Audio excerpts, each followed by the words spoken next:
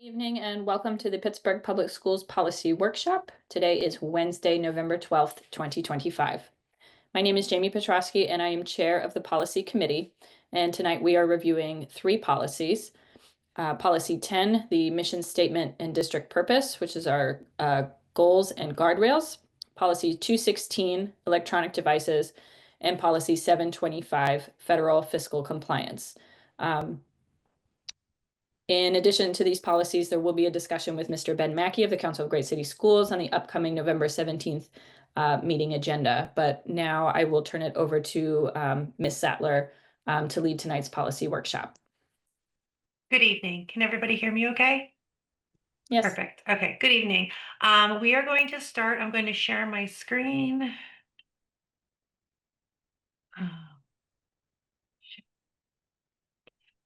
Okay, that's not what I wanted. Okay, can everybody see what should now be, there you go, the first page. Okay, so.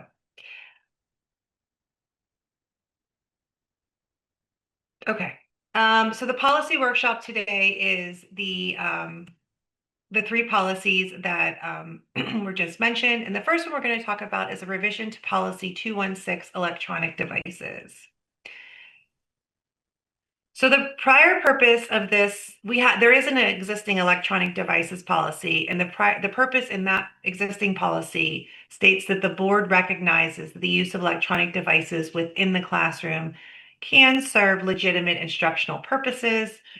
However, under many circumstances, such items serve as a distraction from the educational process and can be used by students to engage in inappropriate activities.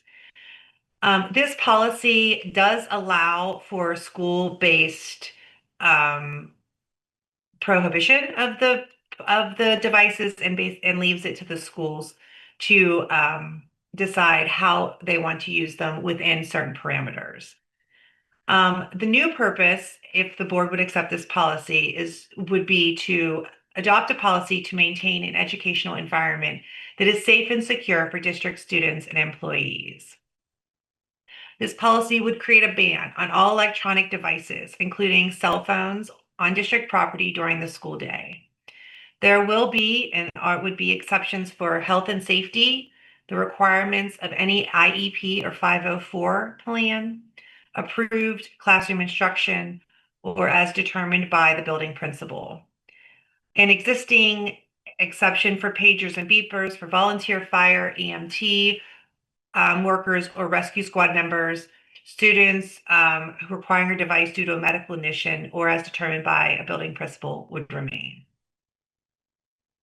This policy would create the ban, prohibit the students from taking, transferring, or sharing any images or video of any person during the school day on school property, and prohibiting the students from taking, sharing, or storing illegal or obscene images during the school day on school property. The policy creates a new definition of district property, which is in or on the grounds of the buildings, in district buses or vehicles, during all times outside of district property while under the supervision of the district, including but not limited to locker rooms, bathrooms, health suites, or changing areas of any location. As I said before, the existing policy has a school-based provision in it, which would be removed. So the school-based discipline committee would then be removed.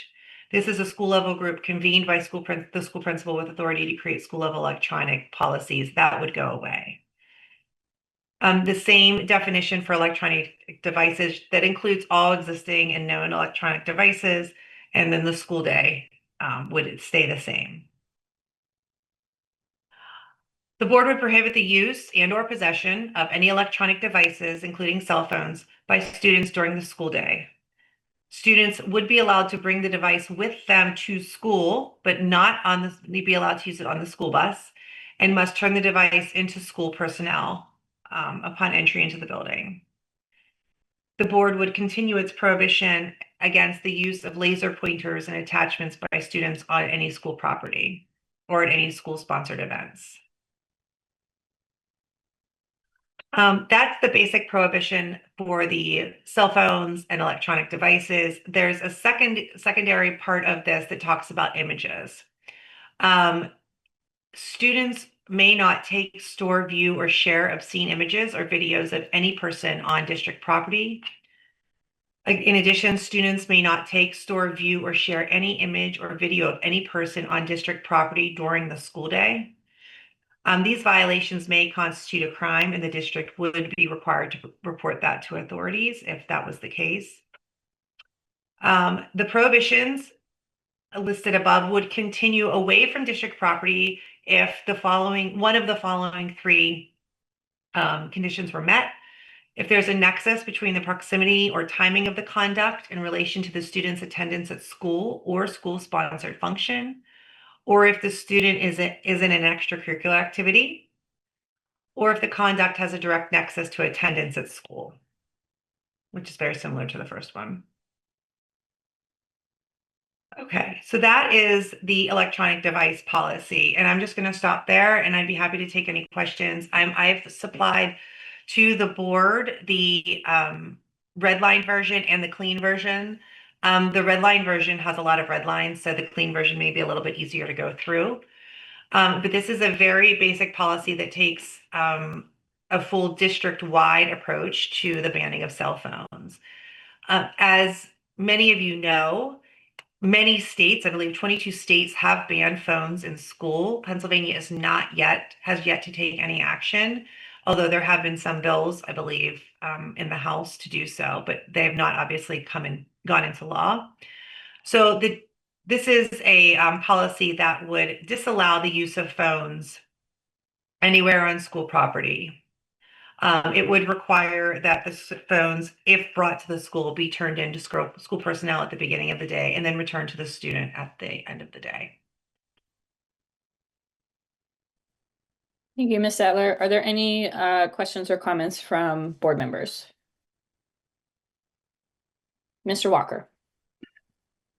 Thank you both. I'm just curious if was there kind of an outcry from schools to make this a district-wide policy, or so, like how did we go from where we were with this policy to now recommending a complete ban?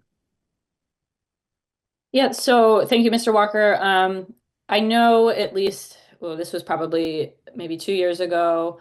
I do remember there have been plenty of instances of teachers and principals coming to public hearing and saying, hey, we need a cell phone ban. It's really difficult to keep kids' attention and things like that.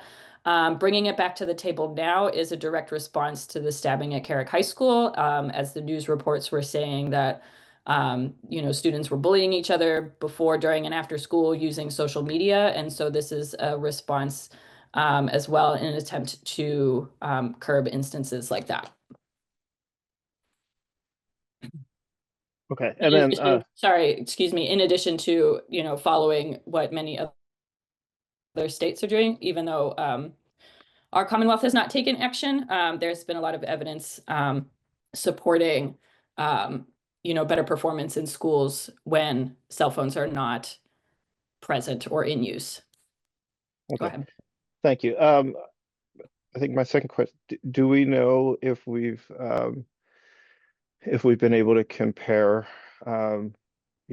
both disciplinary action and kind of student outcomes for those schools that recently started imposing a full ban compared to when they were not? Like, do we know if there's been a marked difference, or have we even looked at that as a district? Question for the administration, because no, the committee has not at this point.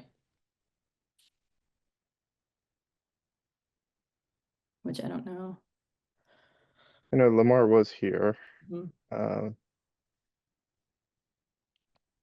I don't know if I'm here. Assistant Superintendent still Golden here. is here. Oh, okay. We're both Do- here. Do we know if Student Support Services or anyone has done kind of a look at, student outcomes and or discipline before some of our schools started taking cell phones versus what it is now? Like, do we know if there's a difference, or are we just yeah, I'm just trying to figure out if it makes sense. So we have not looked at data particularly around that because it's hard to assess a disciplinary infraction regarding a cell phone. What I will say is the majority of our schools have exercised the original policy to collect cell phones. It's the overwhelming majority of them. One of the challenges that they always share is just the management of it. And if they violate the policy, there are limitations on what can happen for that.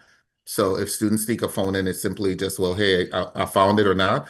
I think their biggest issue was around the videotaping and the distractions during the school day and going into restrooms and doing things like that with the cell phones. But regarding specific data around suspensions or student outcomes regarding with the use of cell phones versus the other, it's hard to determine that and to point that to the collection of cell phones or not.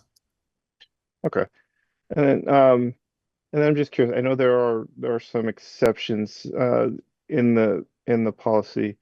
But just you said the majority of our, or more than 50% of our schools are currently restricting cell phone access. Yes, I'll work on getting that number for you at the beginning of the year. Due to the policy, the Office of School Performance always share with the board the policy where we have to notify the board of the schools that have chosen to do that, and I'll get that number for you. I believe it's 42, Dr. Walters. I believe we currently have 42 schools who are undergoing that policy. It was put in a board update a couple months ago. I can find that as well. Okay. So 42 of our 57-ish buildings currently take the phones. And I know they all do it differently, right? I know that some schools have boxes where they put them in. Some schools use envelopes. I've been at Perry when they've tried to, at the end of the day, when they're trying to get the phones back, and it is kind of a mess. So I think I'm guessing there would be or have to be a AR attached to this at some point to create conformity. Is that something we're trying to do between buildings so that the policy can be, implemented kind of across the board if we choose to go that way? Yes, I would recommend that an AR be created. Typically, Chief Blackwell and I work on those while the policies are sitting in their 30-day review period. But I would recommend that be the case so that this would be more of a district-wide uniform policy if this were to be adopted. Yeah, and and there are considerations to make, for different levels of schools as well. But I think if you're just going to do a full ban, then that's that's not simple, but it's a more simple policy of just no phones in schools versus like different policies or different regulations for high school versus middle school grades versus elementary. Sure. Dr. Walters? Yeah, I just want to elevate the challenges of the management of it because some schools have chosen, for instance, to purchase Yonder pouches, which is an expenditure that they use. Some have systems where they have the staff that will serve to collect them in the day and then return them at the end of the day. So there's a managerial issue to this piece. There's a funding issue to this piece if you want to go and do it. And then there's this piece around, so if students just choose not to abide by it, then what are those things that happen if there's a ban? And so I just want to elevate those ideas as well. And many of the schools, they've had when they've made those changes, of course, they've gone through extensive conversations with students and their PSEC, like in the policy in the past, before even doing so. But one of the major challenges is the actual execution of the collection of phones versus the ban, and you just don't bring them at all. Yeah, I think, and I've talked with other school districts who are struggling with this same challenge, and I think there is an investment that would have to be made, because I think we're dealing with $500 to $1,500, $1,700 pieces of equipment that our families are giving to their kids for lots of reasons, and to not have a system-wide way of securing that and managing it in a way that both protects the piece of equipment, but also our kids, I think is something that has to be looked at if we're going to do this widespread. Because again, I think I think there is, I think there's value in our kids, in our students not being able to use social media and other apps to bully each other or, coordinate, because we know that happens, right? Coordinate the activities throughout the school. Um, but then, we think to the other side, right? That, for some of our students, this is a safety thing, right? They have cell phones to be able to contact their parents, uh, to ensure that, that they're safe. So we have to think through all of those, ideas. I was not aware that it was that many schools. So that's, taking that move from where we are to where we could go isn't as big a leap as I thought it was. So thank you for that. All right, that's it. Thank you, Mr. Walker. Ms. Wilson, I saw your hand go up next. Please go ahead. Okay, I just wanted to say that I personally have seen schools where the band for funds have been collecting in the morning, created a more safe environment in the school during the school day, that the emphasis was on education and what was going on in the schools, as opposed to some of the chaotic situations that I've seen personally. I've had many parents, and I've even talked with students where the phones have created dangerous situations in some cases. And if a child needs to reach their parent, it isn't necessary to have a cell phone on them. The office is there, and that's always been the case in the past. If someone needed to reach home, there is an opportunity to do so. Nobody says that you can't reach. So I mean, I've seen that as well work. Um, but the fact that we have seen so many out of control situations, I think that this policy is right on time. Maybe I can't say right on time because it's probably something that should have happened before, because there's been a lot of situations where some schools did and some schools didn't.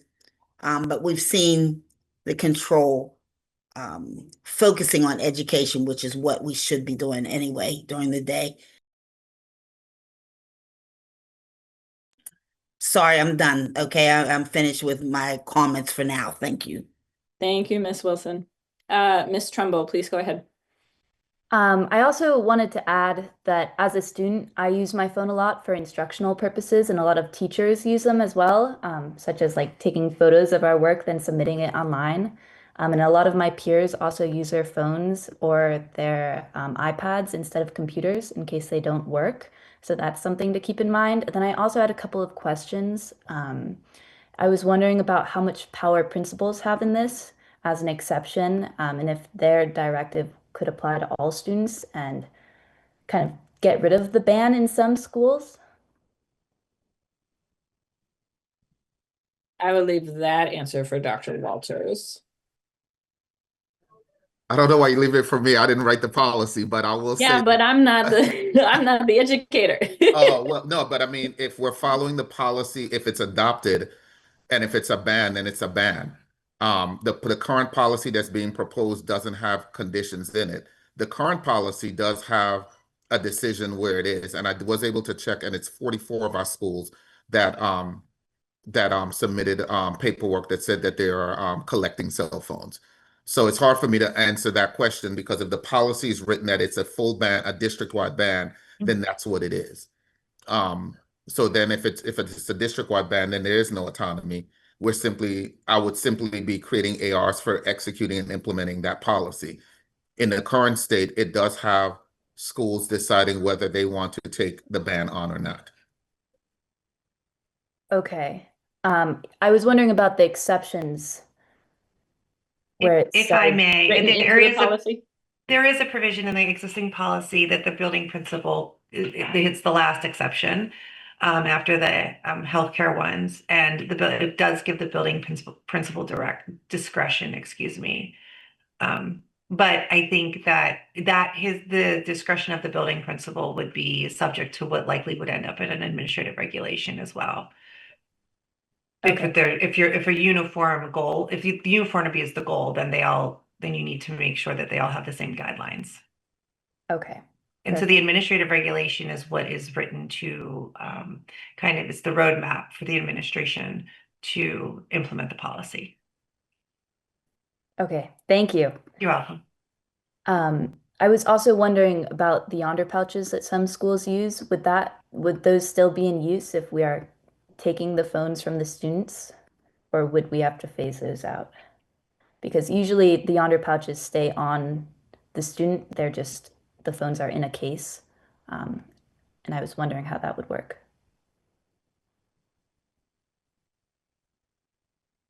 Dr. Walter, oh, there you go.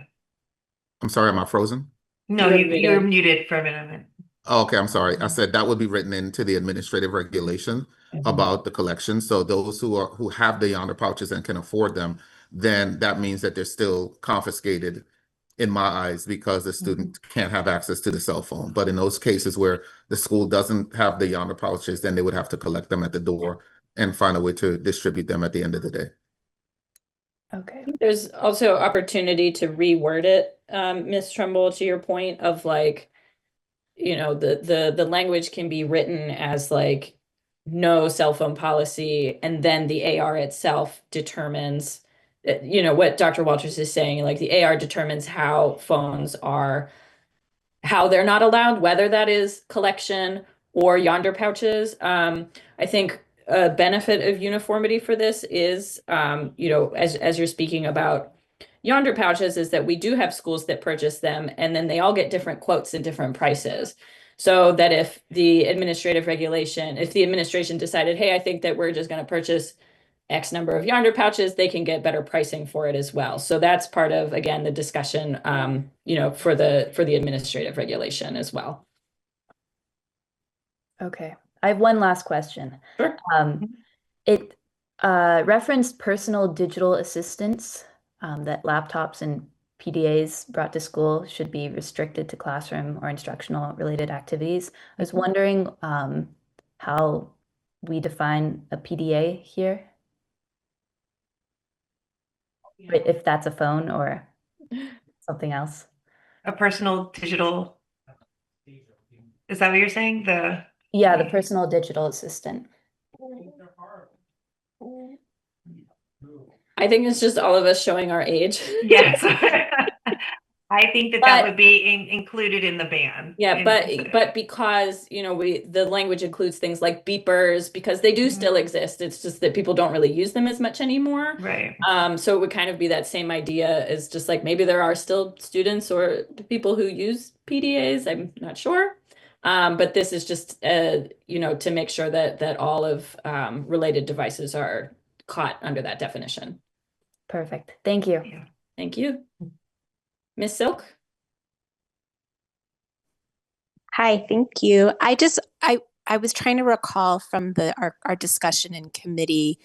My recollection was that we were talking about the policy making it clear that the ban was universal, but that there might be some differences in how that's ultimately executed, or like that there's like an acceptable range of how it's implemented across school sites. And I just wanted to check that out with my colleagues if my recollection was accurate, which would allow for some of those schools that maybe already have, you know, the pouches or other protocols, that there might be a range of protocols that are acceptable. Yes, that was in the discussion, and my understanding, I mentioned the Yonder pouches in contracting because I think that they expire after a certain period. So it's kind of one of those like, hey, after so many years or months or whatever those contract terms are, then there I think could be a little bit more organization as the policy sort of like transitioned, I guess. You know, we can also decide like on an effective date, so that, you know, if the policy passes, we could say, you know, the administration has 1 school year to figure out how this is going to be implemented or something like that. So yes, Ms. Silk, that was the discussion. And then I think it can evolve, you know, as we learn how this works. Thank you. Thank you. Any other questions from board members or comments? Okay, seeing none. Ms. Sattler, you can continue to, what is it, 7:25? Yes. Okay. So I'm going Ms. to try to Sattler, share. can you change your view to the Yes. presentation Yeah. view? Thank you. Yeah, I was made aware of that. I apologize. Showing my age once again, talking about PDAs and sharing files. Okay. So I'm going to actually move it over to the screen right here. All right.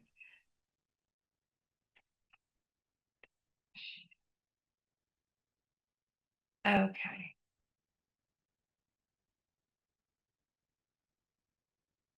All right, so here we are. Make this bigger for everybody because I'm old fashioned and um apologize. All right, is everybody seeing policy 725 federal fiscal? Okay.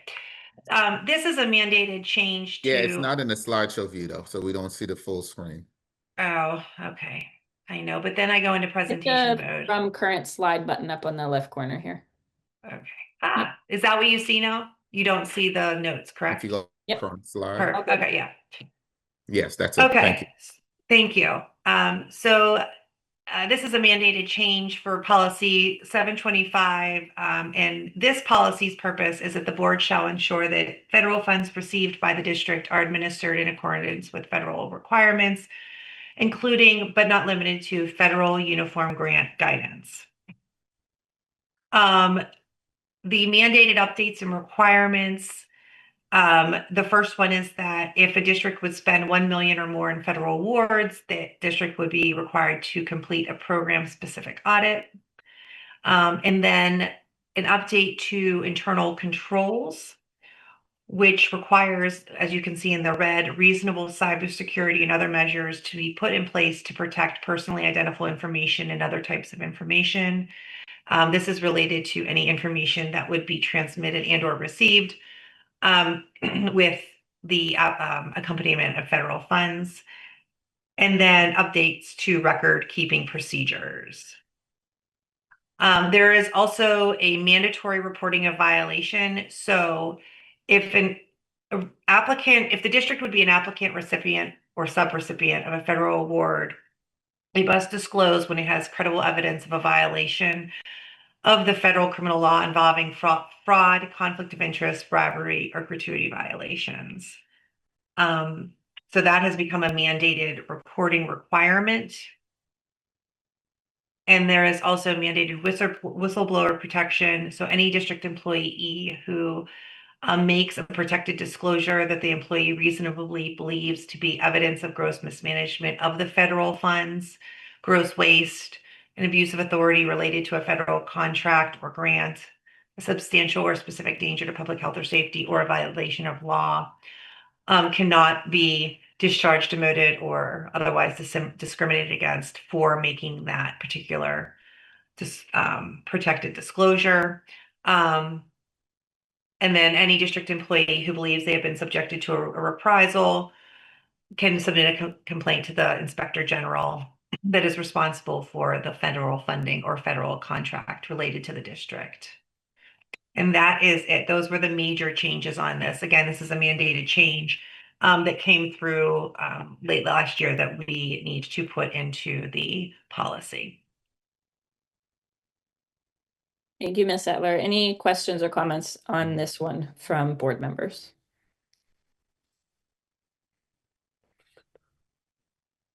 All right.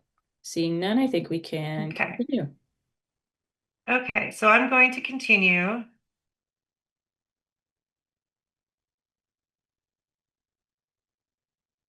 Sharing my screen here. All right. Okay, and we're going to move on, I think.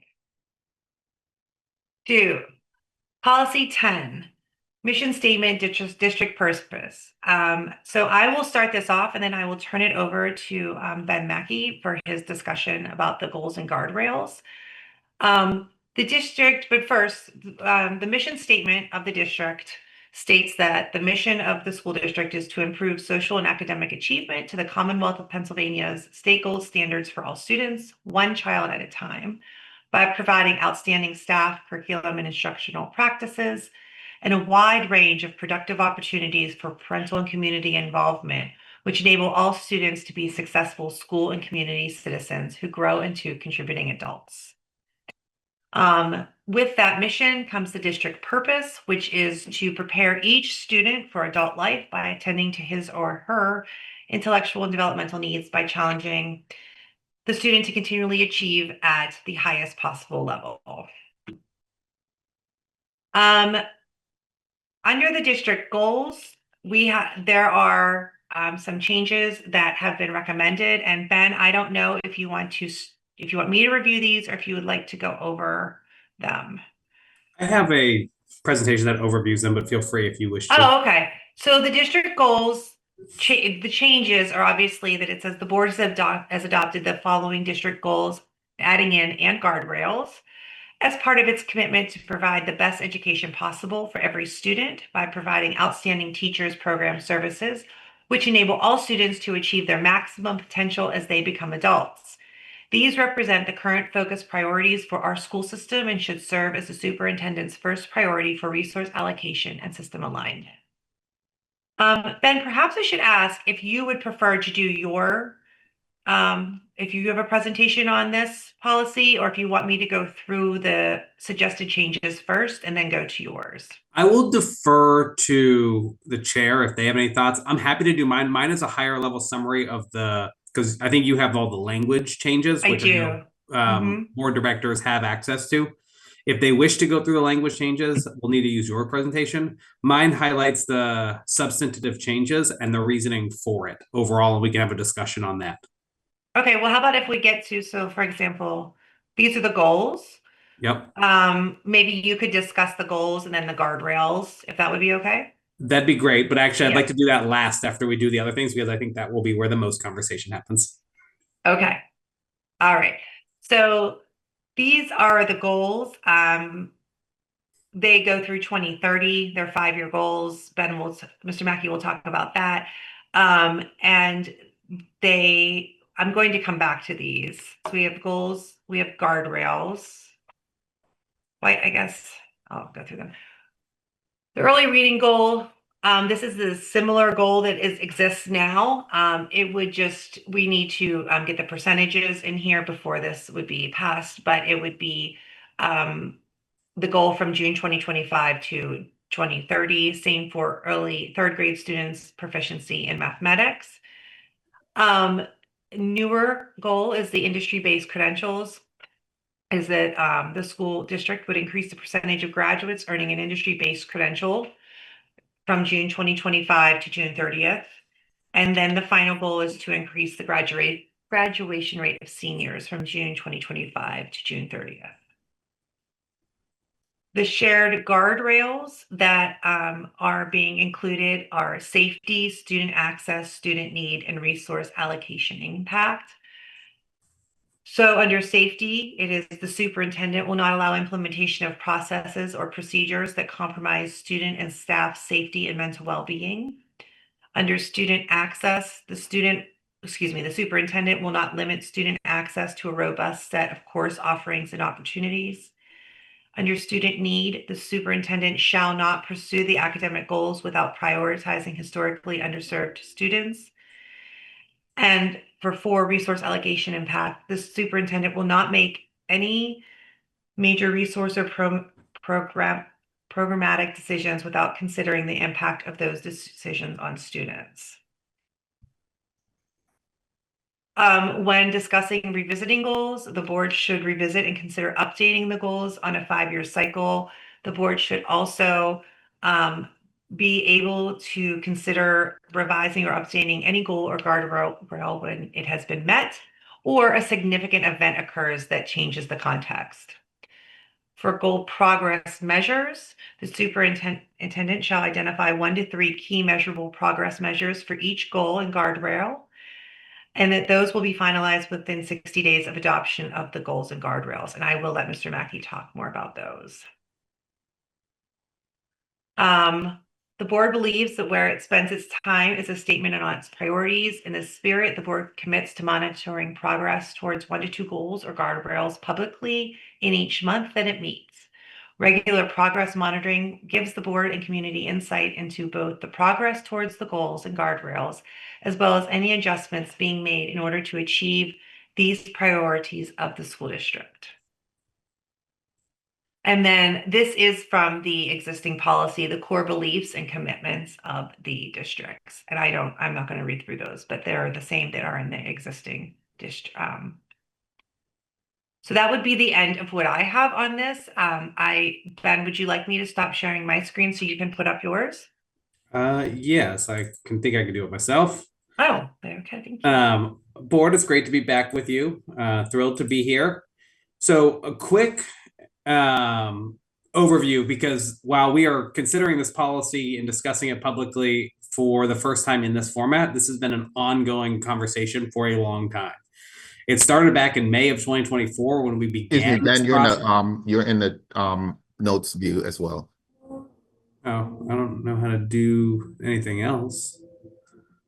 Try to go up to display settings and see if you can change it there.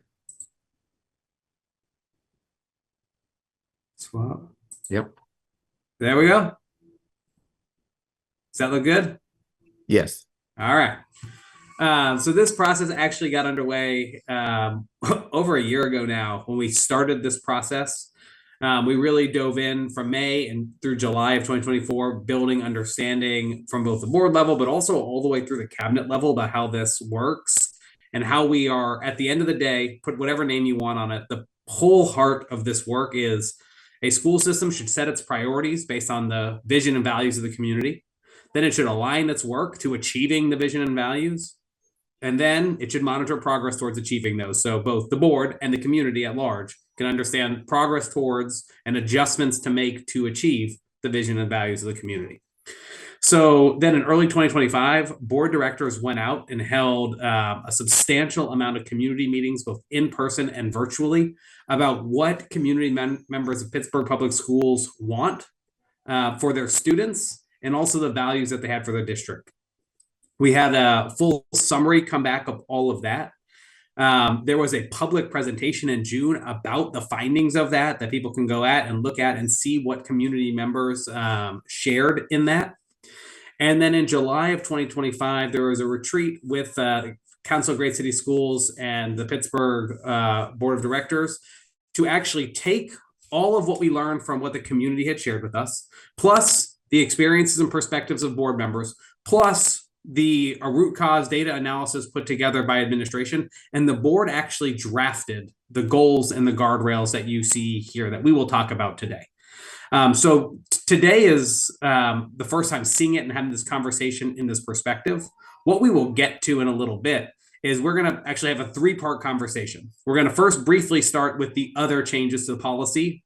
We'll see if there's any thoughts, questions, considerations there. Then we will actually have conversation about the goals themselves and then the guardrails once we have that, and I'll kind of structure it that way.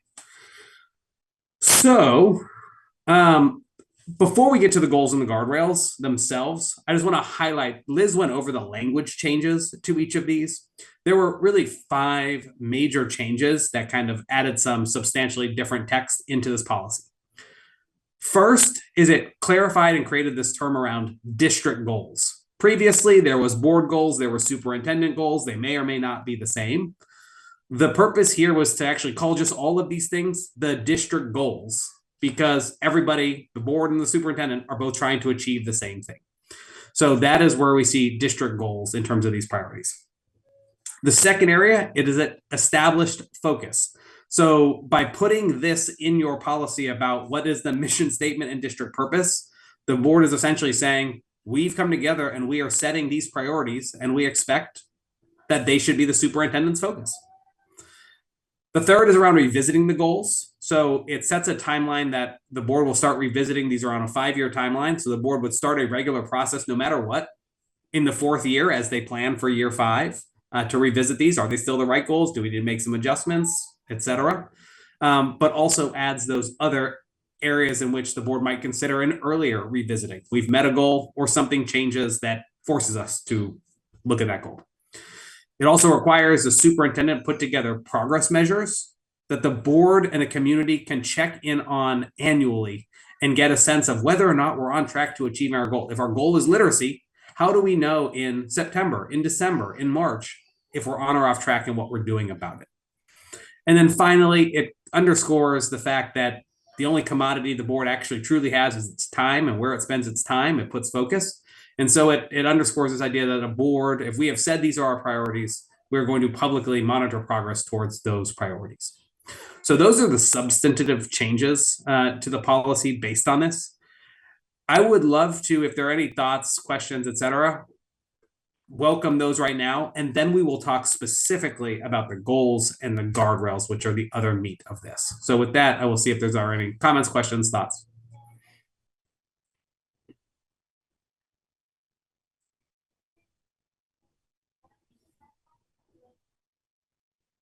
Going once.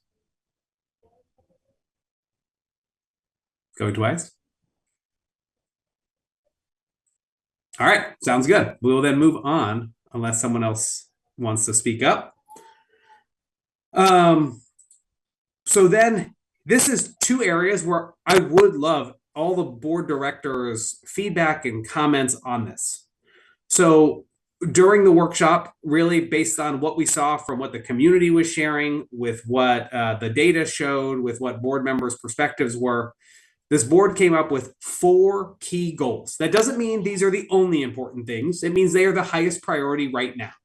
So just because something isn't on here doesn't mean we're telling Dr. Walters and the team to ignore it. It is just, these are the 4 things that we have elevated as the 4 most important things right now for Pittsburgh Public Schools. The first is around increasing the percentage of 3rd grade students who are proficient in ELA on the PSSA or PASA.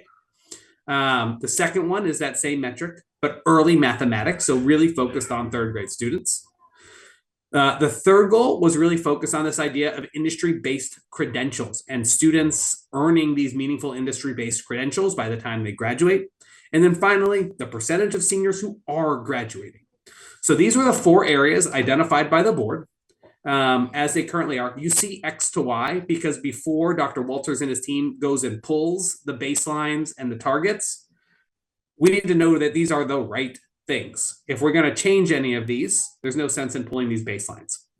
And so there's 2 questions here open for the general board director's comments here, which is, are these the key measures that PPS students you would want them to focus on for knowing and doing? Early reading, early mathematics, industry-based credentials, graduation. So that's really the question, is, do these seem like top 4 highly important measures to focus on in terms of student outcomes only? We'll talk about other system things like teacher turnover or safety later. And then if not, if you want to make any adjustments, please feel free to share any language or measure adjustments. If you say, actually, I don't think it should be graduation, I think it should be blank, this is now the time to have this conversation and the board to get clear on what it is asking Dr. Walters and the team to focus on.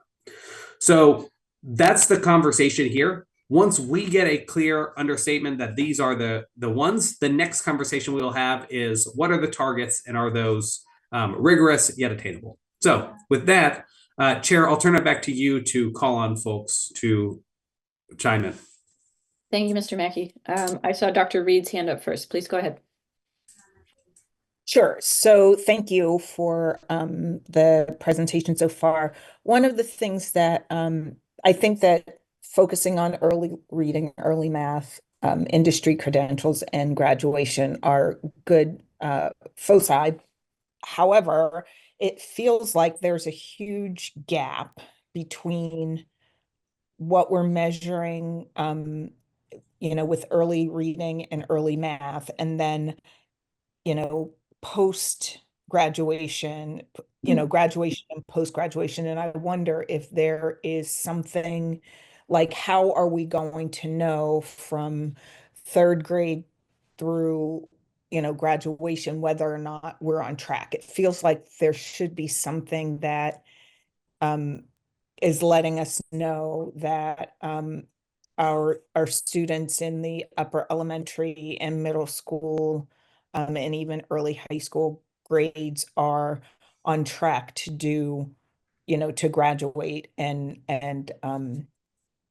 earn those industry based credentials. Great. Okay, so what I'm hearing in this is, do we need to, and correct me if I'm wrong, Director Reed, would it behoove Pittsburgh Public Schools to add a goal around some sort of middle grades measure to make sure we're also keeping an eye on the middle grades wherever that falls? Yes, yes, I Okay. think that we have to, there has to be at least one goal, and I know we can't have a million goals, but there has to be at least one goal that lets us know, that gives us like confidence that Right. that we are moving students to this graduation and industry credential. Great. I am also taking notes over here, so would love to hear, if you have other thoughts, feel free to continue. Otherwise, that's a great open question for the board. Are there any other board members that wanted to respond to Dr. Reed or add to it before moving on to the next board member? I don't see other hands coming up. Mr. Walker, please go ahead. Thanks.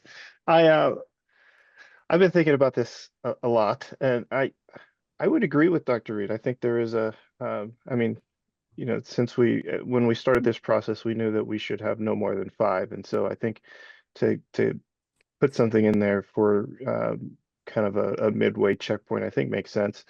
My only question is really on goal number 3, and wondering if it is because only a small percentage of our students earn an industry-based certification.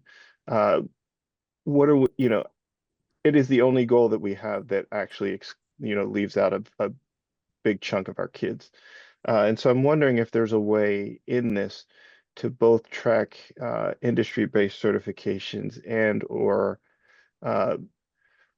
some sort of post-secondary planning guide that all of our students leave with, so that when we, as we're touting, hopefully, really high graduation rates, we're also able to, as a district, kind of show where and what our students are doing after they leave.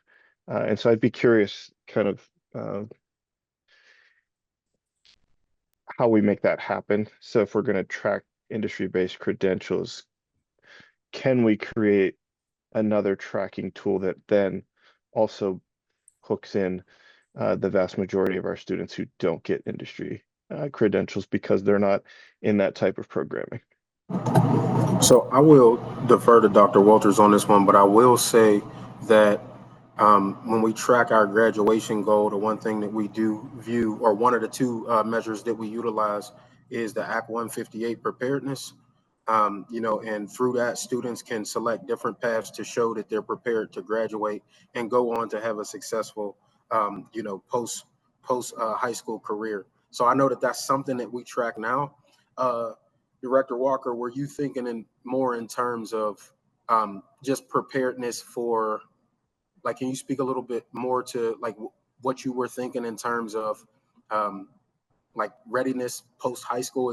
Were you thinking about like the Act 158 or something else? I wasn't necessarily thinking of Act 158 because I don't know if I've heard that term before until tonight. But I think what I'm thinking about, right, is if we're looking at industry-based credentials as a measure to show that the young people, especially in kind of like the CTE realm, are ready to move on from high school to what is next, then there should be some sort of measure that then also measures the rest of our students outside of a diploma, that says our students, by going through Pittsburgh Public Schools, have accomplished a thing that they can now take with them and show that they're ready for success in the future. That could be, post-secondary credits, like college and high school credits. It could be a number of things. But I know that in talking with some colleagues from other school districts, what they're looking for is, like, they want all of their seniors to leave with a very clear and thought out and written plan for what they're going to attempt to do when they graduate, and they can track that. They can track that based off of their interactions with students along the way. And so maybe that Act 158 is the way to go, if it encompasses kind of the vast majority of students outside of our CTE students. Two quick comments, and I'd love to open up for either Dr. Walters or Lamar if you have anything to add before we open up to the rest of the board. Because I heard, and maybe this is something to clarify, Lamar, what I heard you say is that potentially the desire to make sure that kids have some sort of plan or are post-secondary ready might be part of the graduation criteria. So it might be wound up in goal 4. That's an open question. I'm not sure exactly how you have that set up. That'd be worth a conversation here. What I also hear, Gene, just to make sure I'm hearing it correctly, is, right now the way this goal is written is industry-based credentials, which most would ascribe to career readiness to some extent. Would be essentially the proposal you're making is say maybe it should be PPS will increase the percentage of graduates who are career or college ready and have specific things that Pittsburgh Public Schools have decided are emblematic of both those. So to be career ready, we mean earning an IBC. To be college ready, we mean earning a certain amount of credits or testing ready on SAT, ACT, or completing a certain amount of application, or whatever it happens to be, is what I hear you saying. And please correct me if I'm wrong. And so the real proposal is being, do we need to widen this from just industry-based credentials to the industry-based credentials career path to also a college path as well? Yeah, that's what I'm saying. I think we need to widen the scope of this one Okay. to encompass more students, and that would also bring in, like our students who are going to the military. Many of them are doing like JROTC that then give them, different rankings when they come out. So like just a way to show that as our students are leaving, they're not just disappearing in the void with nothing, with nothing but a piece of paper, but they actually, we can see them feel confidently that when we are sending them off into the world, whatever that space may be, that we've given them something more than just a diploma to show that they're ready. Great. I'm going to allow Dr. Walters, if you have anything that you want to add in just a second about that. So it sounds like we have now 2 proposals that are open to the board discussion around adding some focus on middle grades, and number 2, potentially expanding the industry-based credential one to encompass a wider pathway of students. Given that this was moved forward by the board as a workshop into this conversation, we will need to hear from a substantive amount of the board that this is the direction we want to go. If it is just 1 to 2 voices, that's not going to be enough to move this that was created and put forth by the board. So with that, I'll turn it over to you, Dr. Walters, and then we'll open back to the chair to continue the conversation. Yes, I mean, I'm still listening, but the piece that I would just offer is, so the Act 158 piece is pre-graduation. So there are requirements that the state has added as graduation requirements beyond just course attainment. So, we have Keystone course requirements. And if they don't successfully pass the Keystones, there are different things that they can do to show their attainment for graduation. So the Act 158 is rooted in graduation. Just contextually around the industry-based credentials, and the rationale why I believe in the retreat the board went in this direction was that we have a challenge of people celebrating the multiple pathways. And in many instances, there's this just, your success is rooted in going to college only. And there was an extensive discussion about honoring the multiple pathways that we offer in Pittsburgh Public Schools and finding a way to track and celebrate them as well as a part of goals for people looking at career education as a viable pathway to success. It probably will be difficult to track student success after they leave, even with the credentials, because life happens. So, they may get acceptance to college, and then some financial issue may happen. They may be removed from their traditional home structure and have to be forced to live on their own because the parents may have said, hey, you've reached that age and it's time for you to do this on your own. So I think it's hard to track, their success based on what they have planned and actually what they do, because the reality of it is that sometimes they may have the best intentions of going to college and then certain things happen that would do that. So I'm not sure how we'd be able to track that specifically, but I just wanted to offer the context around why the industry-based credentials from my memory came onto this list. Yeah, that's super helpful context. The one thing I will note that usually what I see, and this is just an option, boards do it a number of different ways. Usually when I see boards grapple with this, they will essentially define what they mean. They say, we want our graduates to be industry and college ready. And then they have something else that they basically the superintendent goes and looks at and says, okay, here are the measures that if a kid meets one of these, we feel like they are college or career ready. And that might look like earning an industry-based credential, or testing college ready on SAT, ACT, or earning at least 9 college credits by the time they graduate, or enlisting in the military. Something like that, they'll set those out, and then they're looking at, okay, when they graduate, what percentage of our graduates hit one of those? So just a way to do it. You can do it any number of ways. But thank you, Dr. Walters, for raising the point that I think you're right. This did come from the fact that the community said pretty loudly in the community survey about focusing on making sure kids have career options as well. So again, just because this doesn't hit all students doesn't mean it can't be a goal if one of the goals of Pittsburgh Public Schools is to make sure we are focusing on career readiness as well. Well, and I just want to clarify, I'm not trying to create an instance where we're trying to track success beyond graduation. I'm trying to create an instance where we are asking the superintendent and his team to build pathways for us to be able to show that we are being successful for our students by the time that they graduate, by being able to show this, this readiness for what's next after high school. So I'm not gonna, if I'm the only voice that thinks this, I'm not gonna push, terribly hard. But I think it's, as we continue to use the model, talking about success for all of our kids, I think our goals should reflect our belief that everything we're doing should reflect our desired commitment to the school district as a whole, and not just a small segment of it. Thank you. This is the purpose of this conversation, and I see a lot of other hands up. So Chair, I'll go back to you to decide the order. Thank you. Ms. Silk, I saw your hand up, and then we'll follow up with Ms. Yord. Thank you. I wanted to also go back to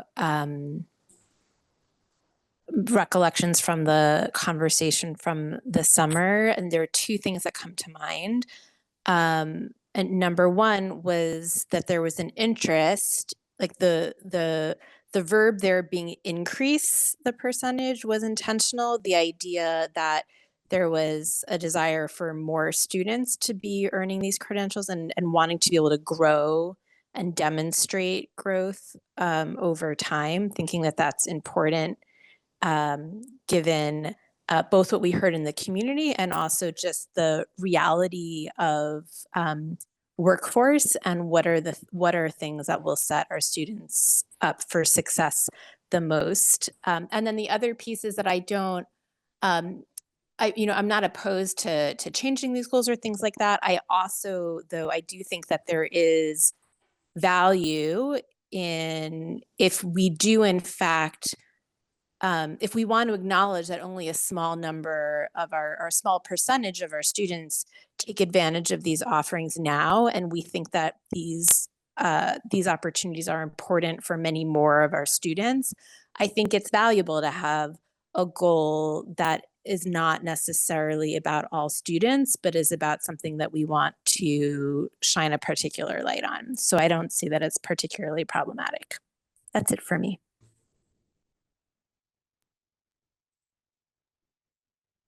Thank you, Ms. Silk. Go ahead, Ms. Yord. Thank you. I don't have any strong feelings on adding in the middle years goals. I don't have any strong feelings pro or con. But I do feel that I would want to keep goal number 3, the industry-based credentials, written as it is. Because as Dr. Walters mentioned, this goal was specifically crafted around feedback that we got from the community about our students graduating with skills and, in this case, credentials that are charting them into long-term career pathways. And while there are lots of other ways that students move their career forward, move their life forward after high school, that don't fall into like college, community college, or industry-based like VOTEC schools, I do think I think if we're measuring the success of our education and how well we're preparing students for careers specifically, and whether those students are job ready, then having that goal around industry-based credentials makes the most sense for me to be targeted about exactly what we're trying to do. Thank you, Ms. Yord. Any other comments from board members? Okay, I don't see any. Oh, go ahead, Ms. Delafaro. Sorry, I couldn't find my hand. So I just wanted to chime in quickly. I'm just curious as to what a goal around the middle years, around data around the middle years, like what it would actually or could look like, or what it would look like. Curious before I say, like, I feel like that's something that's missing. I do think being able to track early stages and you know, ending high school, you know, ending educational career. I don't know if it's necessary to have something in the middle, but it would be interesting to see like what actually could be, and like what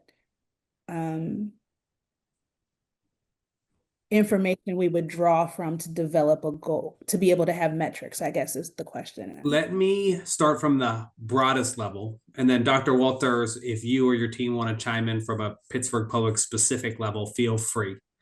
The flat answer is it could be literally anything you want. So you have a lot of opportunities there. I think some of the most straightforward, they range from very straightforward, like you could say, you know what, we're going to look at 8th graders. We're finishing up 8th graders and how many 8th graders are on level in English or math using a state assessment. So while you're only looking at 8th grade there, obviously you don't start in 8th grade. It's going to help you tell you how effective your entire middle schools are doing. You could choose one or the other based on the needs of Pittsburgh Public Schools. You could do some kind of hybrid. You could say, what percentage of our kids who are graduating 8th grade are ready in English and math by whatever measure? Or you could add other measures. You could create your own thing. You don't necessarily have to use the state assessment. I've seen it done a lot of different ways. But the most common is picking some academic measure or a combination of academic measures and saying, and picking like a time frame that we want to see, okay, are our students by this grade on level, are the most common ways to do it.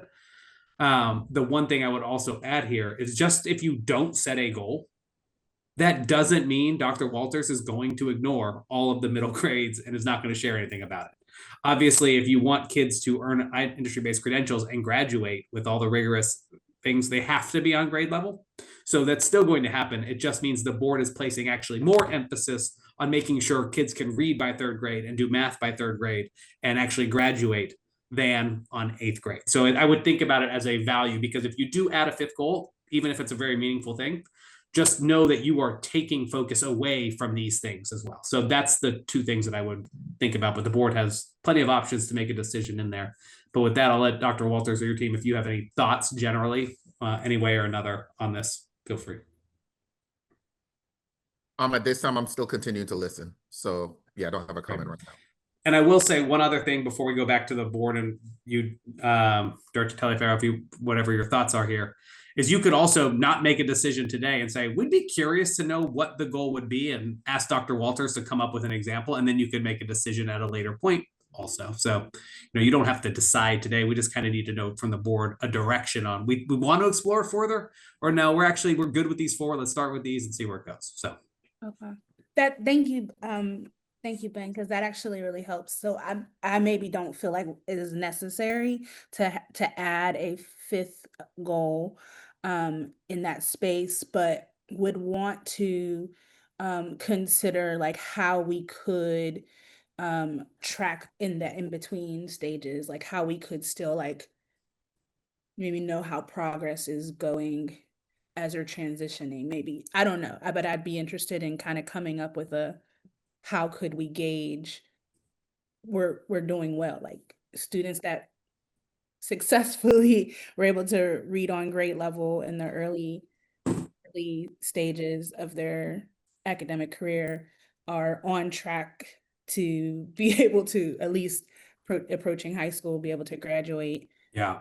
you know, What's something that might be helpful. you will definitely be tracking these things. What is different by setting it as a goal is the frequency of how often you're checking in on it. So for instance, you're going to see at the end of the year how your students did in every single grade level at every single school. You're going to get a sense of whether or not that is working. But you're not going to get middle of the year reports on how our 7th graders are doing on this particular assessment because you're focused more on monitoring, are they reading by 3rd grade and whatnot.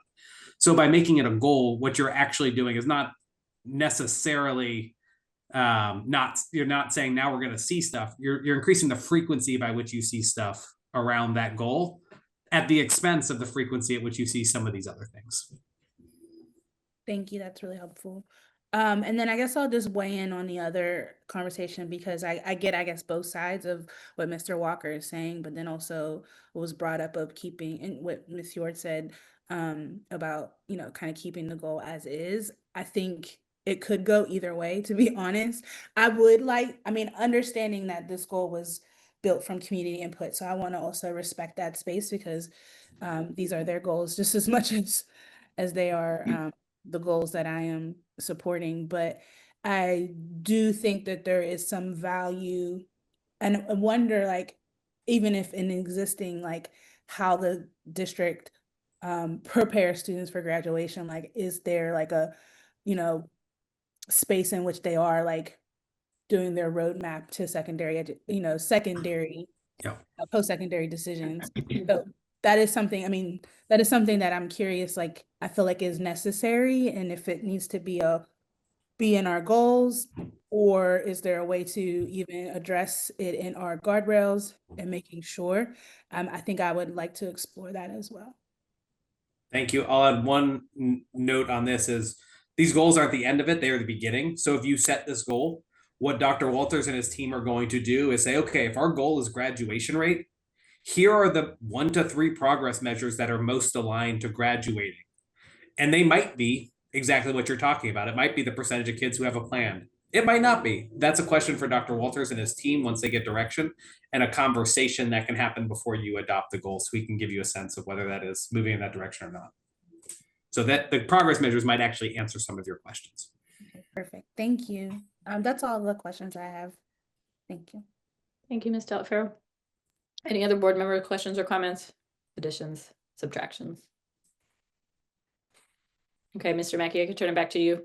Okay, so I'll just quickly summarize. So while there sounds like a overall conversation around these, I didn't hear enough like substantial decision from the board to move forward with making any radical changes to this. So we'll keep these as is. The board can always make those changes later on when they see the actual targets, but we'll move forward with administration now, taking these 4 goals, actually plugging in the baselines and actually the targets. And the next conversation the board will have will be around the targets and if they are rigorous yet attainable for that going on. And the board, of course, maintains control to be able to change these as they see fit.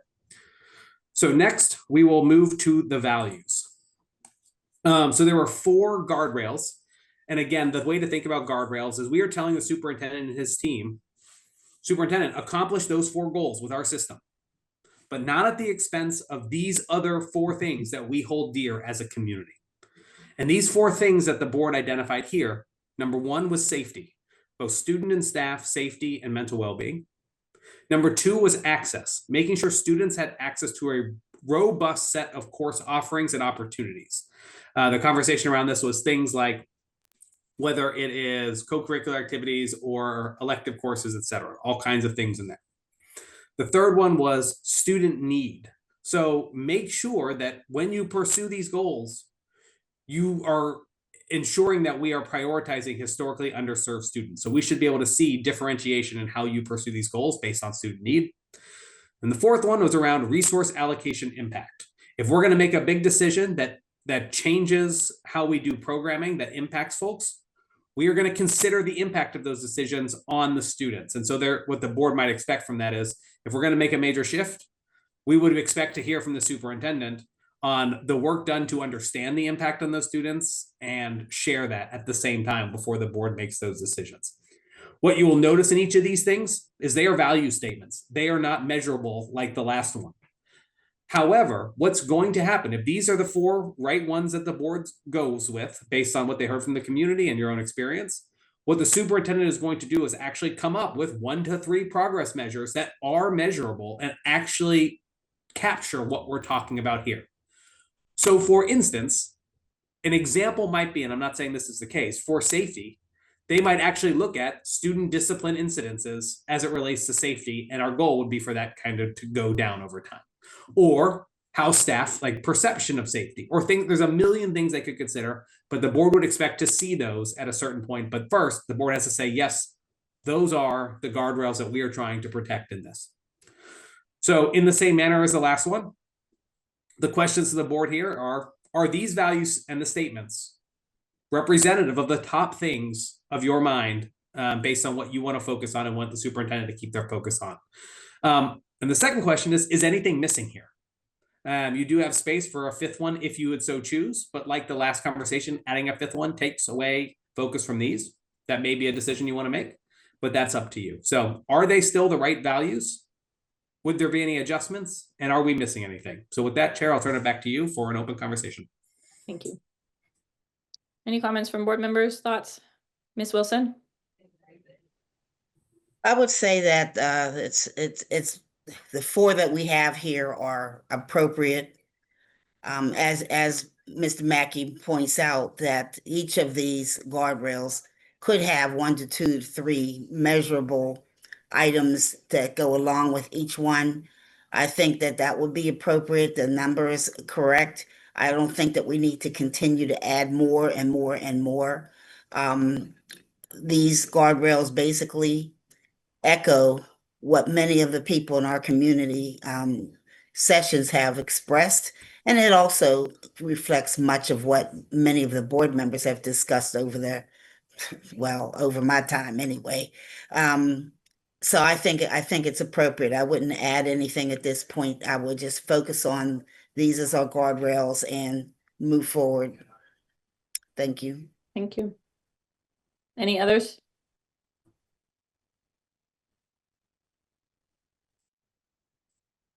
Dr. Reed. So, not to be the queen of adding things, but I wonder, and I'm trying to think about what it might look like, but should there be a guardrail about that focuses on staff? Can I just, before we open that up for a conversation, can you be a little bit more specific about like what particularly about staff? Retention, satisfaction, any number of things. I think I don't want to say satisfaction, but maybe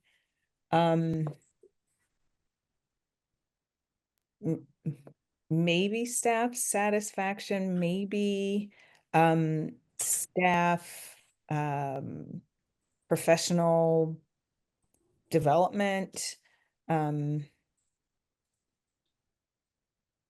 It just that to me seems like an omission, but I'm fine if we don't add it. I just feel like we need to that we need to be focused on our staff professional development, their health, their safety, their satisfaction, and their development. Yeah. Thank you for raising it. Open question. We do have definitely explicitly have staff safety in here already. Staff safety and mental well-being in the first one. But that seems like a meaningful question is, do we want to include staff satisfaction or staff professional development or staff retention or staff blank? So open question to the board. Director Reed, is that all on the comment? Do you have anything else to add there? No, that was it. Great. Thanks. Ms. Wilson, I saw you unmute.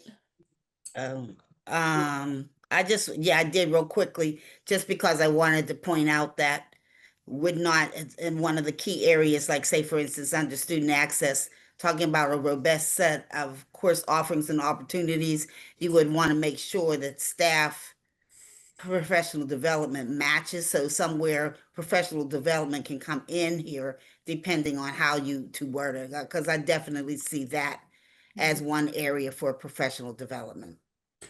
Thank you. Yeah, I was Yeah. going to add in the same kind of vein of like that could also fall into the resource allocation impact is if we're investing in our staff, that is also, the investment in our students. And of course, the superintendent has to, make these decisions and consider all of those impacts as well. So, Ms. York, did you have a response to Dr. Reed as well?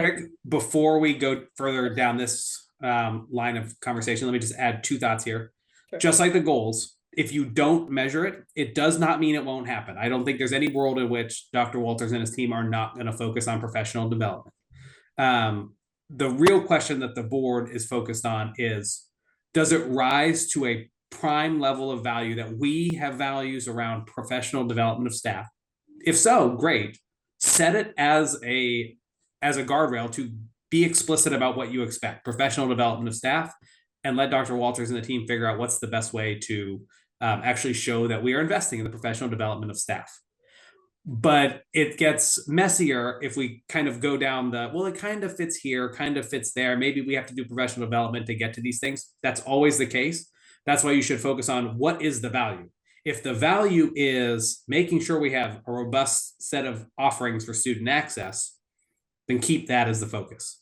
If it is about professional development on its own, then make that the focus or add that.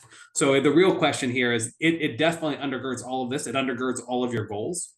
But the question is it rise to the level of board focus to use one of our guardrails on professional development? If so, great. If not, you're not saying don't do it. You're delegating it to the superintendent to say, do the professional development you need, so long as we meet our goals and adhere to these other guardrails. Thank you. Ms. Yord. Thank you. Yeah, so I'm going to say that, we had a really robust conversation about this at the retreat in July, I think it was. And I know that not all board members were at the retreat to have those conversations. But in those conversations, we didn't talk about teacher professional development. And that's not to say that this board doesn't value teacher professional development. It's just that when we were discussing guardrails and our most significant priorities of things that we absolutely 100% do not want the superintendent to let fall, both the board and the community feedback that we got were focused on these items. And so I'm in favor of keeping the language as it stands. That being said, as I read the student access one, actually, no, I read it again and it's fine. I thought there was like a word in there that made it sound like we were trying to limit students to not have access to robust offerings, which is obviously not what we're going for, but I'm just sleep deprived and it looks fine. So I'll stop there. Same. Thank you. Ms. Talafaro. So I just wanted to add, I almost feel like the district focuses mostly on professional development in this equation. So adding a 5th guardrail, I don't know, to me doesn't seem like in the top of the priority list, although it is a priority, which I think could fit in, like what most people have already said, could fit in naturally to these goals. But I think that the district actually does a really good job at focusing on professional development, sans like adding it to our guardrails. So I would say it's not necessary to add, but it is important and already has some level of focus, in my opinion. So to add that. That's all. Thank you. And Mr. Walker. Thank you all. I think I don't have any comments about what we've discussed so far. I think the conversation that we had during the retreat to start to build these, I may think was pretty comprehensive. I think the one place where we can consider adding to this, purely because the time frame of these goals and guardrails will match very closely to the implementation of the Future Ready plan should it be approved. I think it would, and based off of our conversation a couple of weeks ago, I think it would make sense to add a guardrail, and Mr. Mackey, you'll have to help with the language because this is not a shall not statement, so I don't know how that fits.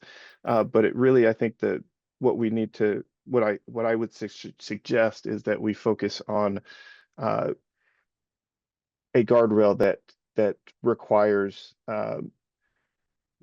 quarterly reports and monitoring of the implementation of the Future Ready plan for the duration of this 5-year period. And I don't have the language handy, but I'm thinking about if we're going to, what we don't want is at least I don't want the implementation, the success or the lack of success to be a goal, but I want it to be a thing that we are able to monitor in a way that helps to produce a positive outcome long term. And I don't know if we can do any of this stuff in the context of the Future Ready plan without also putting a guardrail that requires systematic monitoring of that plan and its outcomes. Thank you. And I think, and it's we can workshop language here. We could also delegate that. I think the heart of the conversation here is like the professional development one. Do we want to add one there? Now I heard the second one around the Future Ready plan. Should it be passed? I think there are, as far as the language, if it sounded like, and correct me if I'm wrong, Dr. Walker or Director Walker, what it sounds like the value would be around like transparently communicating progress and challenges on the Future Ready plan. So it might look something like superintendent shall not operate without communicating progress regularly on the progress of Future Ready plan or whatnot. And just like the goals, what actually adding something here communicates or doesn't communicate. If it's not here, doesn't mean you never hear about it. But if it is here, Mr. Mackey, can I interject? I'm sorry. Only because since the vote on the plan isn't until later this month, so since it doesn't technically exist yet, I don't think it's appropriate to workshop language for it. Sure. Okay. And that kind of language, if it's desired by a future board, because it will be December by the time any of these other things get voted on, then it could be decided by that board. Sure, that could happen too. So if you want to wait on doing that, that would make sense to me. Up to you, Chair. Are you talking to a policy chair or board chair? Well, policy chair says that, but I also think that makes sense because it has not passed yet, and we don't know how the conversation on the 17th is going to go either. So anything could happen between now and what is it, the 24th, 5th, whatever day it is. So I would table your idea, Mr. Walker, until we know a little bit more about the Future Ready's plan. I think that's fair. Ms. Silk, I saw your hand up, but I'm assuming it was a similar comment since it went back down. Correct. Thank you. Okay, thank All you. right. So it sounds like what I'm hearing then, first of all, thank you for that. Is there any other thoughts then, if we're going to table that conversation, any other thoughts generally about these guardrails?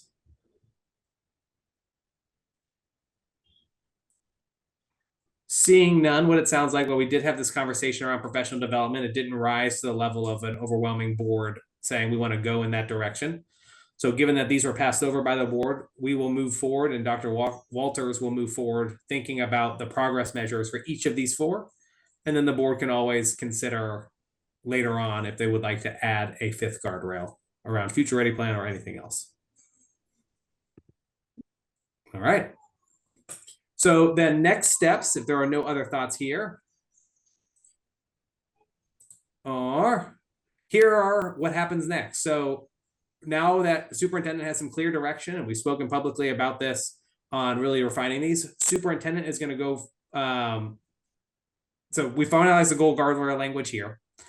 Now the superintendent is going to put some feedback together on the baselines as well as the proposed targets that would be rigorous yet attainable. Ultimately, that will be a board discussion. Just like we had this discussion, the board will need to discuss about those targets and decide those are the right targets or are not the right targets. Once those happen, the board can finalize this policy. We are good to go. And the superintendent and his team are going to design progress measures for each of those that will all be measurable, clear, smart for all of the goals and all of those guardrails. Once those are done, and I believe this policy specifies that that will happen within 60 days of these being finalized, the board will then get a calendar of what months we're monitoring what. Obviously, the superintendent knows when data is available on each of these, so that will be a conversation, but the board will definitely engage in that conversation and essentially adopt the calendar. They will then spend the spring, in an ideal world, if we have these defined in time and we know this is the direction that the district is going, be able to align the budgeting process throughout our spring and into the 26-27 school year, making sure that the district is putting itself in the position to achieve and deliver on the goals and guardrails that were shared. And then it is my understanding that these will all begin and go live in 26-27. So the goals will become the district goals, all the progress measures, the monitoring would start in the new school year with the new budget. So again, this is just my understanding in the draft here, but I would love for anyone else to chime in if anything is here. And ultimately, it is the board and superintendent's decision on how to move and where to move. Director Walker. I have a process question, which is not normal for me, because I just bug process all the time.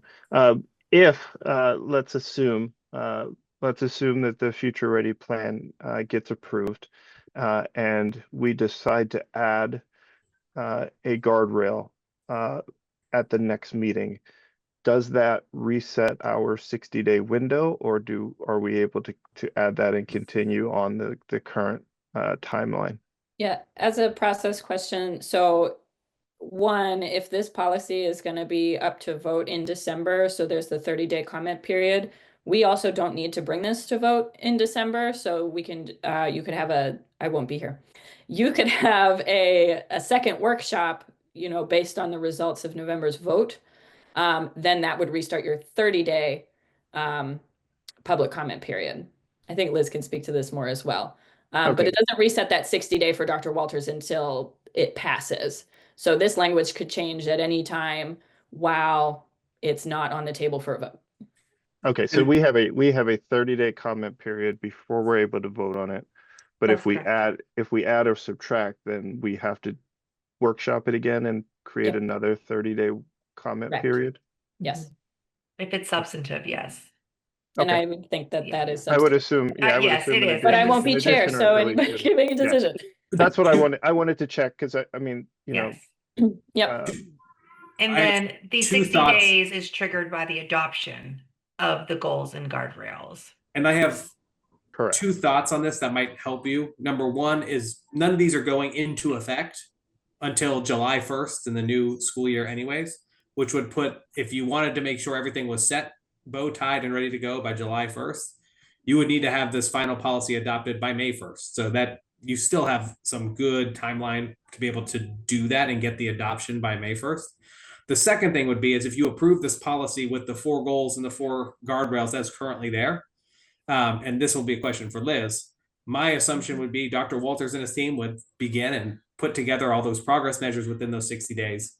If the board then adopts a 5th guardrail or a 5th goal, then the superintendent would have 60 days, but they wouldn't have to redo all of the work on the other ones that were already completed. It would really just be doing the progress measures for that new added guardrail or goal. Yes, I would agree. So long as the goals remain the same that would be in the existing policy. It would just, and really they would have 90 days, because if they know that it is going to a vote, and then there's a 30-day review period that they can start to think about it. And then once it's adopted, the 60 days would be triggered. Mhm. Right. Is that clear? Director Walker, did you have any follow-up questions? Nope, that was clear. Okay. Thank you.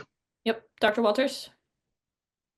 Yeah, so my question is not about the goals and the guardrails, but at the beginning of the policy where it talked about the mission statement. And so one of the things I noticed is that and I can't remember what superintendent it is, forgive me, but the policy says that it was adopted in 2009 and it was last revised in 2015. And the mission statement that's listed there is not the one that we currently use, and perhaps it needs to be updated, just generally speaking, because if 2015 is the one that's listed, it's been 10 years. And I believe, I don't want to quote the superintendent who I think it is, that has the current mission and vision statement that we use in the district that's on the website that's totally different from the one in the policy. I just think that we could take this opportunity to make some revisions on our mission statement, which has nothing to do with the goals and guardrails, but it is the intro piece of the policy. So I wanted to highlight that it is not aligned with what we have published on our website. On our website, the vision statement talks about the college career and life ready pieces, and there's just some misalignment. And when I saw the policy with the mission statement, I said I haven't seen that in years. And then I looked for the policy origin, and it was 2009, and then updated in 2015. Not sure if the update included a change in the mission statement. So I just wanted to bring that to the board's attention. And I will update that to align with the districts for before this goes, if it's going to go for before Yeah, it I goes just for don't know if review. there's an opportunity for us right now to even re-envision the mission statement. Since, you know, I mean, it's been quite some time since we've used that mission statement.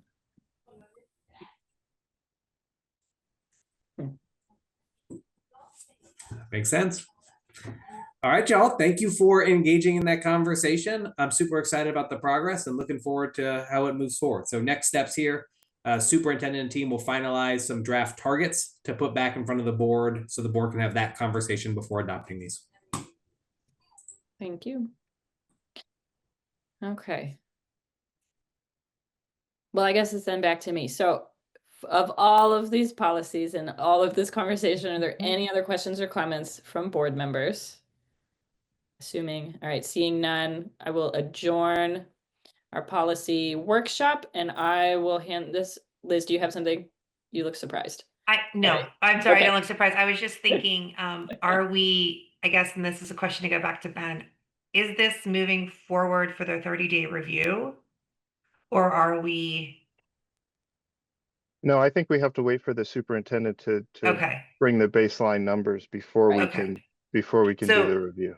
that's helpful. Okay, that's helpful. So then I will also revise the mission statement, and I will also correct the language on the district purpose that's a little bit outdated as well.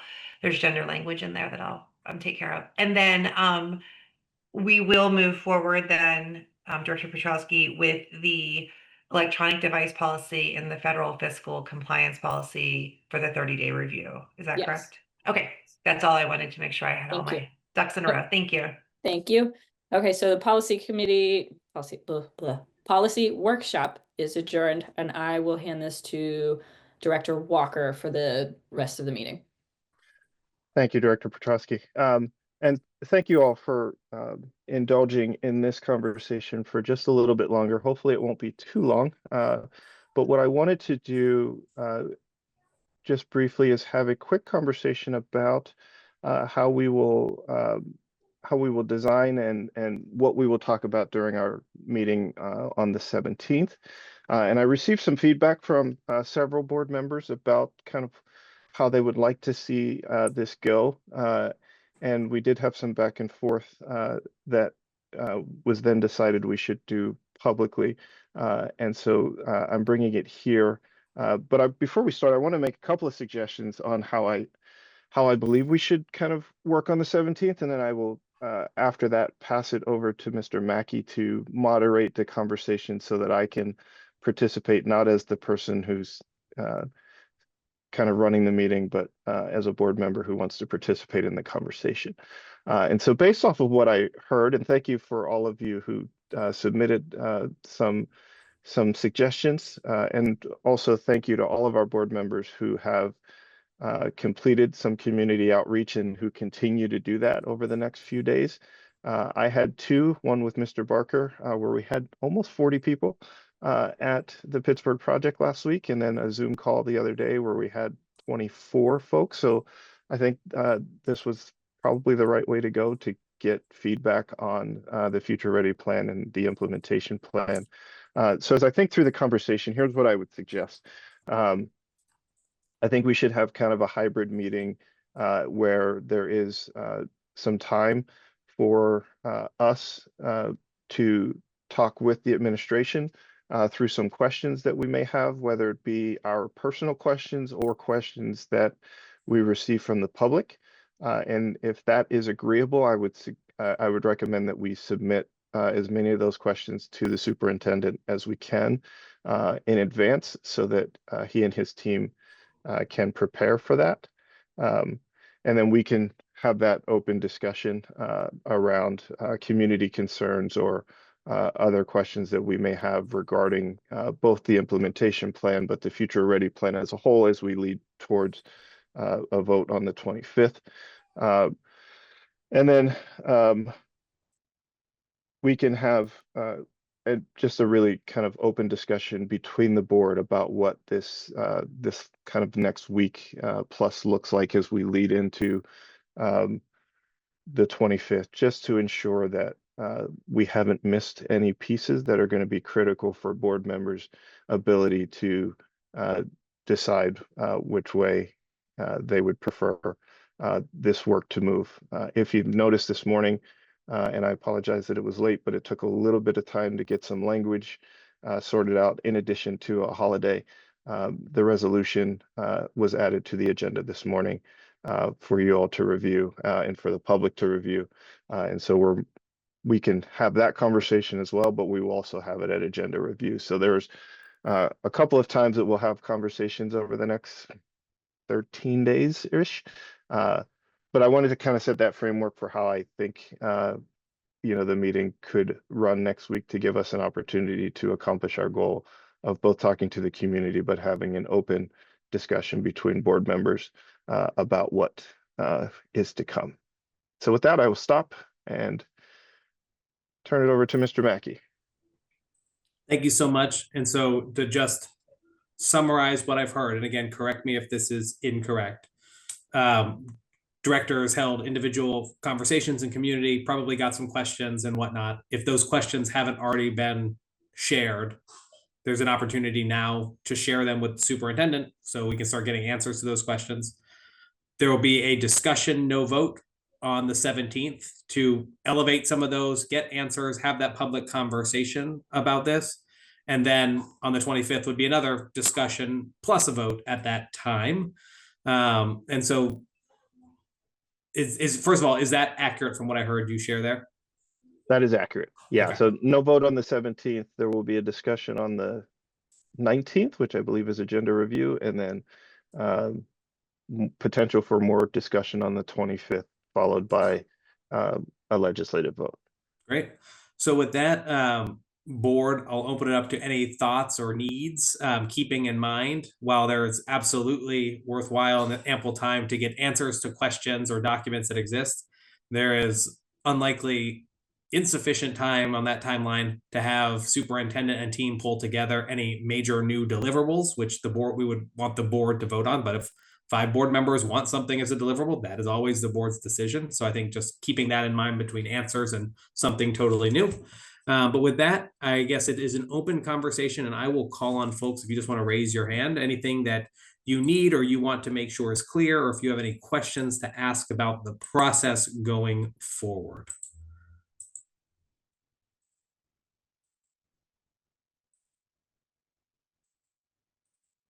All right, Director Silk. Thank you.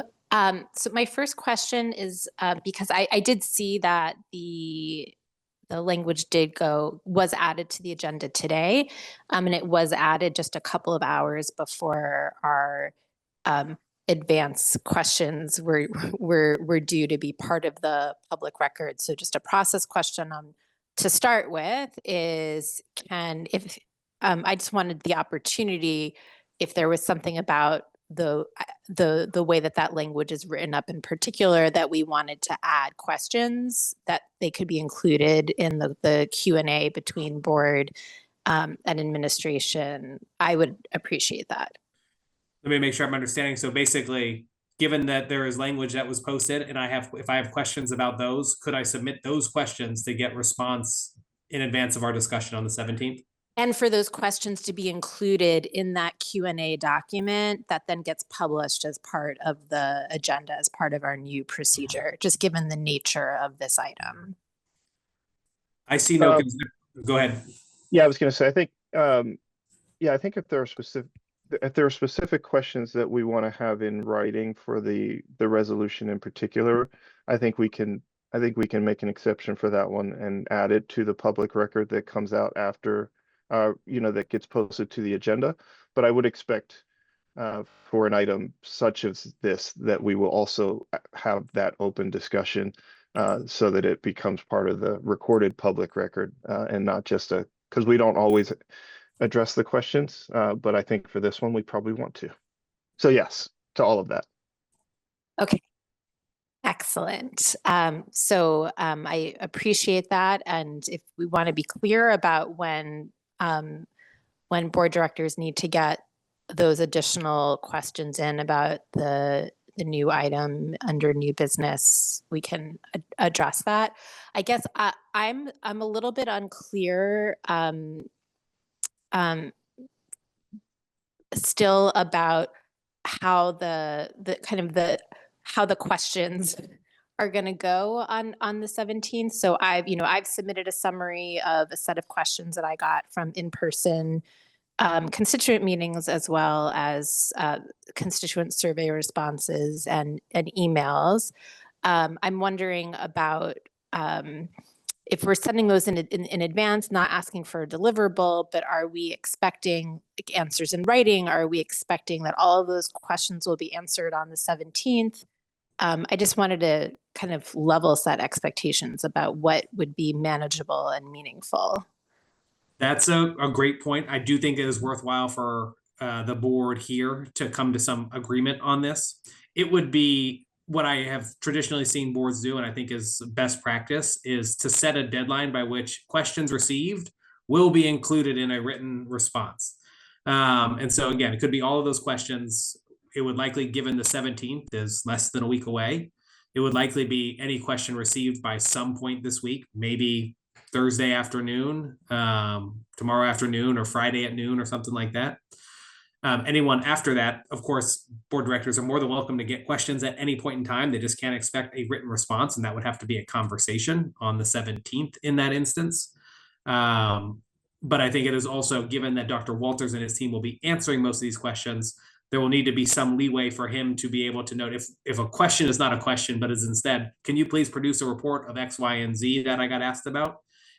He needs to be able to respond to that, but say, this is a request that is not a question. The board will have to act on that. And then the board can discuss that on the 17th if they would want to require more deliverables from the superintendent.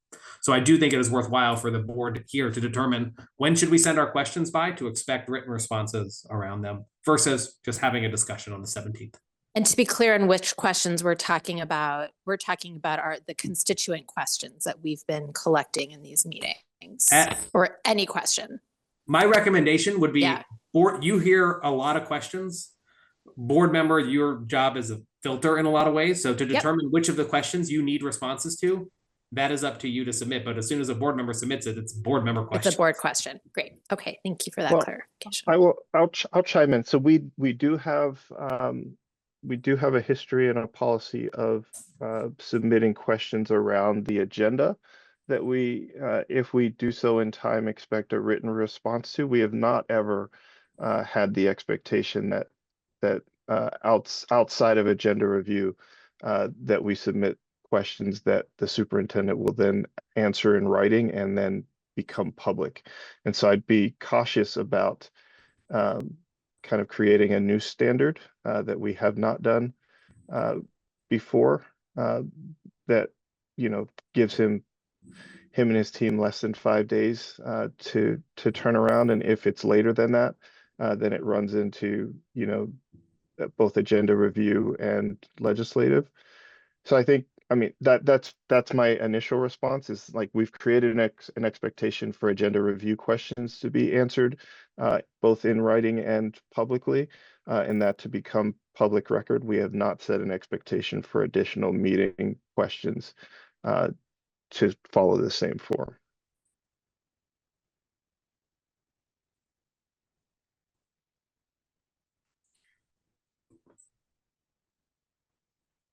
So in that, I think regardless, we just need to be clear collectively on what is the process for submitting questions and getting responses. Inside of that, what are you recommending, Director Walker? I mean, so I think for what I'm recommending in this instance is that we keep our process for agenda review the same. And if we want to ask additional questions, then we can. I think for this meeting in particular, I think it'll be beneficial for the superintendent to have the questions that we are going to ask or want responses to in advance, and then give him an opportunity on the 17th to respond to those in public and have a conversation with us about it, but not have an expectation that he would also follow up with those in writing that become some sort of public record in a file somewhere. Gotcha. Okay, so that is the current process. I'd love to hear from the board on this, that all questions should be asked. Superintendent should have the opportunity to respond to those, and they be asked on the 17th, so the superintendent is prepared for it. But I also did hear earlier that anything related to the resolution and language actually would be answered in writing and attached as part of the public record. Is that accurate? Correct. Great. Before we go to Director Reed, who is next, and then Director Taliaferro, I wanted to go back to Director Silk and see if that was responsive to your question, if you had other thoughts or whatnot. I think it was, and we'll hear what other directors think. What I was hearing from Mr. Walker was that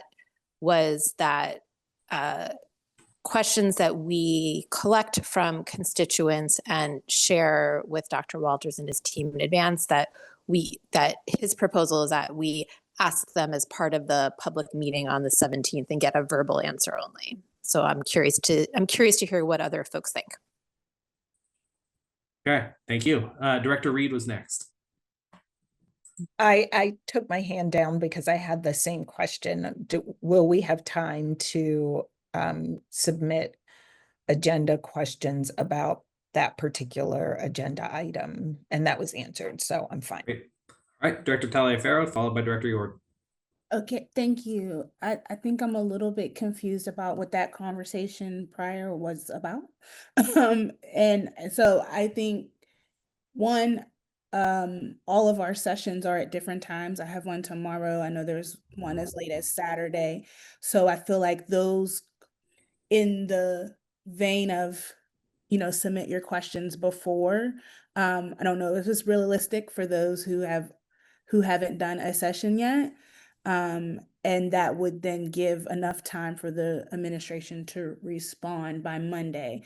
So there does need to be a little bit of consideration for that. If that's what's decided to do, I think as many questions as people can give in advance, I think it would be helpful, but just keeping in mind that there are people who are not going to be able to meet that deadline solely because their sessions are later in this process before our Monday meeting. And then I'm just a little bit confused as to what this conversation was supposed to actually be about, which was determining the agenda. And I'm not really certain, it feels like we've gone a little bit far left.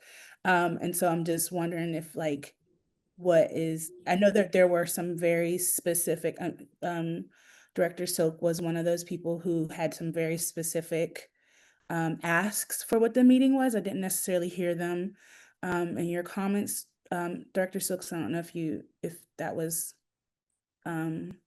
intentional or not, but I just am curious as to what actually would make sense. I think it does make sense to be able to have our conversation. I think Director Walker brought this up, but have our conversation with the questions and answers, and then kind of moving from there. But I'm just wondering kind of where we're at with what needs to happen moving forward in preparation for Monday. Gotcha. Thank you for that. And then I'll give Director Silk, if you wanted to respond at any point in a second. Splitting those two things up, that's helpful context that some of these meetings are still happening all the way up to Saturday.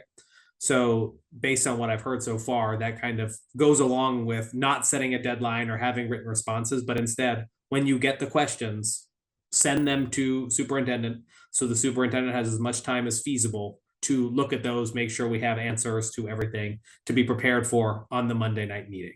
So it would not be consistent if people who have already had their meetings were able to submit questions and get a written response versus I have my meeting on Saturday, so I'm still going to submit my questions, but I can't get that. So it seems to be the consistent decision that please submit questions that you got, whether community member questions, your own questions, doesn't matter. Any questions you have that you want answered, please send them to Dr. Walters so he and the team can prepare to answer those questions most robustly on Monday night. So that is helpful context. Director Taliaferro, for the second point, and I'll let Director Silk chime in if you have any thoughts and reactions because you were asked about this. Director Walker, of course, feel free to chime in as well. It is based on the conversation thus far, the purpose of this conversation is not necessarily to set the agenda for discussion on Monday. The discussion item is around the plan and what people need around feeling comfortable to make the vote that they're going to make at whatever point. The purpose of this conversation is to make clear the process to getting to all of this over the coming months. So this question period now, how we're going to get responses, the discussion on the 17th, followed by another intervening few days until another discussion on the 25th with a potential vote. So it's really just to make sure that there is clarity and a discussion in public about the process so folks understand.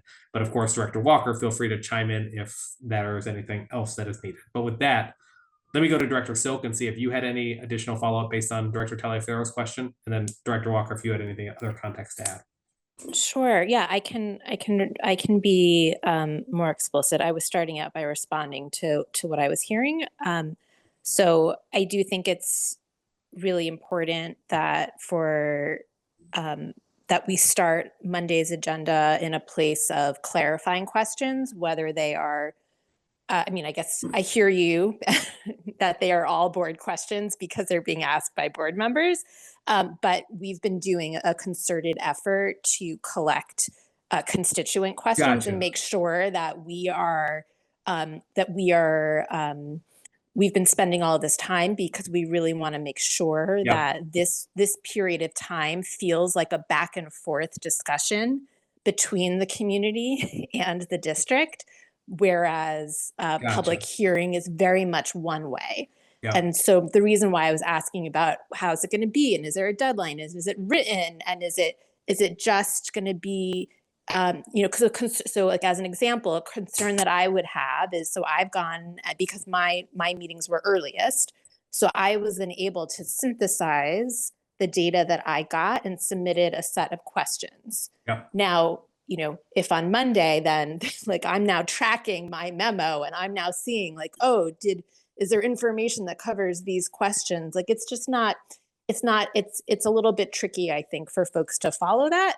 But what I'm hearing is it's not tenable to have written responses, and I accept that. From an agenda perspective, I think it would be really helpful if the top of the meeting is focused on clarifying questions. So wherever they come from, and a period of clarifying questions about the plan. And Gotcha. then think it's really important that there is then time for a board discussion around really I would like there to be a board discussion, assessing the extent to which the plan that we have meets the criteria that we requested. Because in this case, this is the deliverable that we requested with criteria. And so it's not about, I don't like this thing on page 23, or I love this thing on page 76, but we're really kind of assessing, does this deliverable meet the expectations that we set, and any discussion about action that we want to be taking over the coming week is what's on my mind right now. Gotcha. So then to Dr. Walker, this makes sense. The way that I would recommend, and of course this is your meeting, y'all will get to decide, is that what I'm hearing here is more of a process question, less so about an agenda. We're going to have this item. So what I'm hearing is the first part of the conversation, and I think this is just a decision that President Walker can make in terms of facilitation, so I'm going to open up to him if you have any thoughts in a moment, would be, first, let's start with the questions that were received. Superintendent Walters can walk through the responses to these questions and just to clarify all of those elements. And then after we get the clarifying questions, then it moves into a full board discussion generally about the item that is being considered on the 25th. But Director Walker, does that align with your thoughts for tomorrow, or do you need any clarification there? No, I don't need any clarification. I think through this kind of I mean, I've learned a lot during this last kind of week about how I ask questions or engage. I think what I'm hoping to accomplish today is to have agreement and clarity on one, the format of the meeting, and I think we kind of have that, right? We want a Q&A and then we want board discussion, and then second is wanted to put some framework around what is actually going to be discussed without with the caveat that we should not we should not move the goalpost because we did ask for a specific deliverable from the superintendent, and we shouldn't, and I would hate for us to use this space as an opportunity to then move the goalposts on what we asked and ask for an additional delivery or an additional report or something that we had not previously said was going to be critical in helping us to make this decision. And so I think we're close, with the Q&A and the board discussion. And I think the board discussion can go whichever way it goes, and then we can as a collective decide if that in fact is adding an additional requirement that we had not previously asked for, or if it is in agreement with what we've already talked about. And I think that makes perfect sense. All right, thank you. We'll go to Director Yord next. Okay. All right, awesome. Thank you. So two things. One is I agree with the proposed agenda for Monday, which is to ask the administration additional questions, and whatever, get some additional rationale on things, and see a sample presentation of the monthly and quarterly check-ins that we discussed at the last meeting. That's really important to me.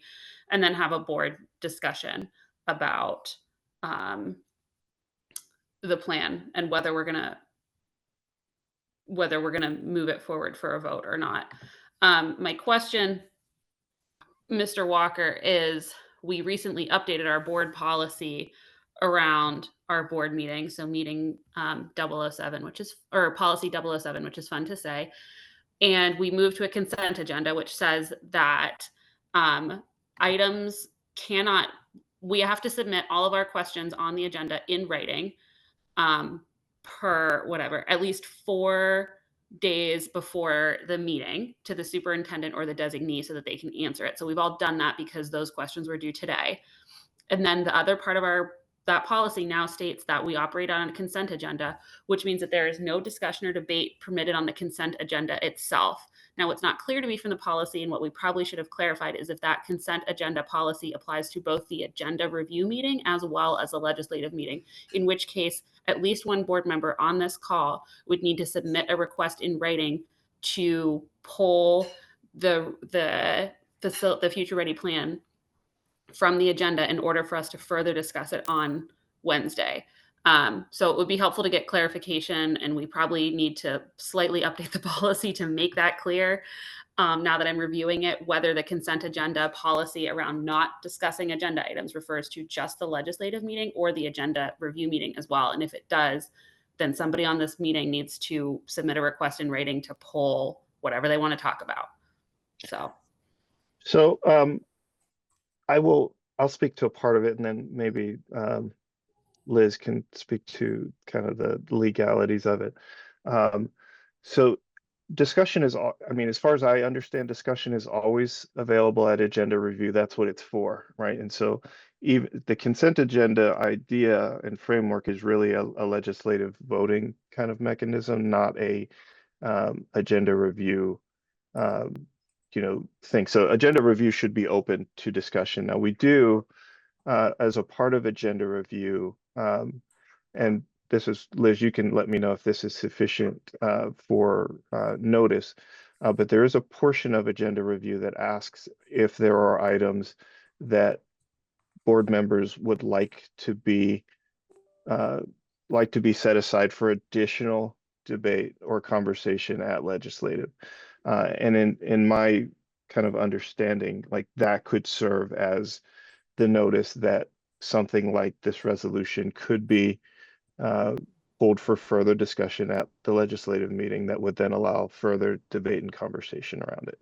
Yeah, so then we should probably, I'll let Liz jump in and clarify, but we should probably, and I know Jamie's cycling off, but whoever the next policy chair is probably needs to go back in and update the policy on this, because reading it now with clear eyes a few months later, you know, when we were doing the policy, I was very clear on what we meant, and now it's a few months later and I'm not clear on what we meant, and we were not clear when we wrote the policy about when these steps need to happen and what meetings the consent agenda applies to. So there's probably a need to update this policy and do it quickly, because this governs how all our most important meetings run.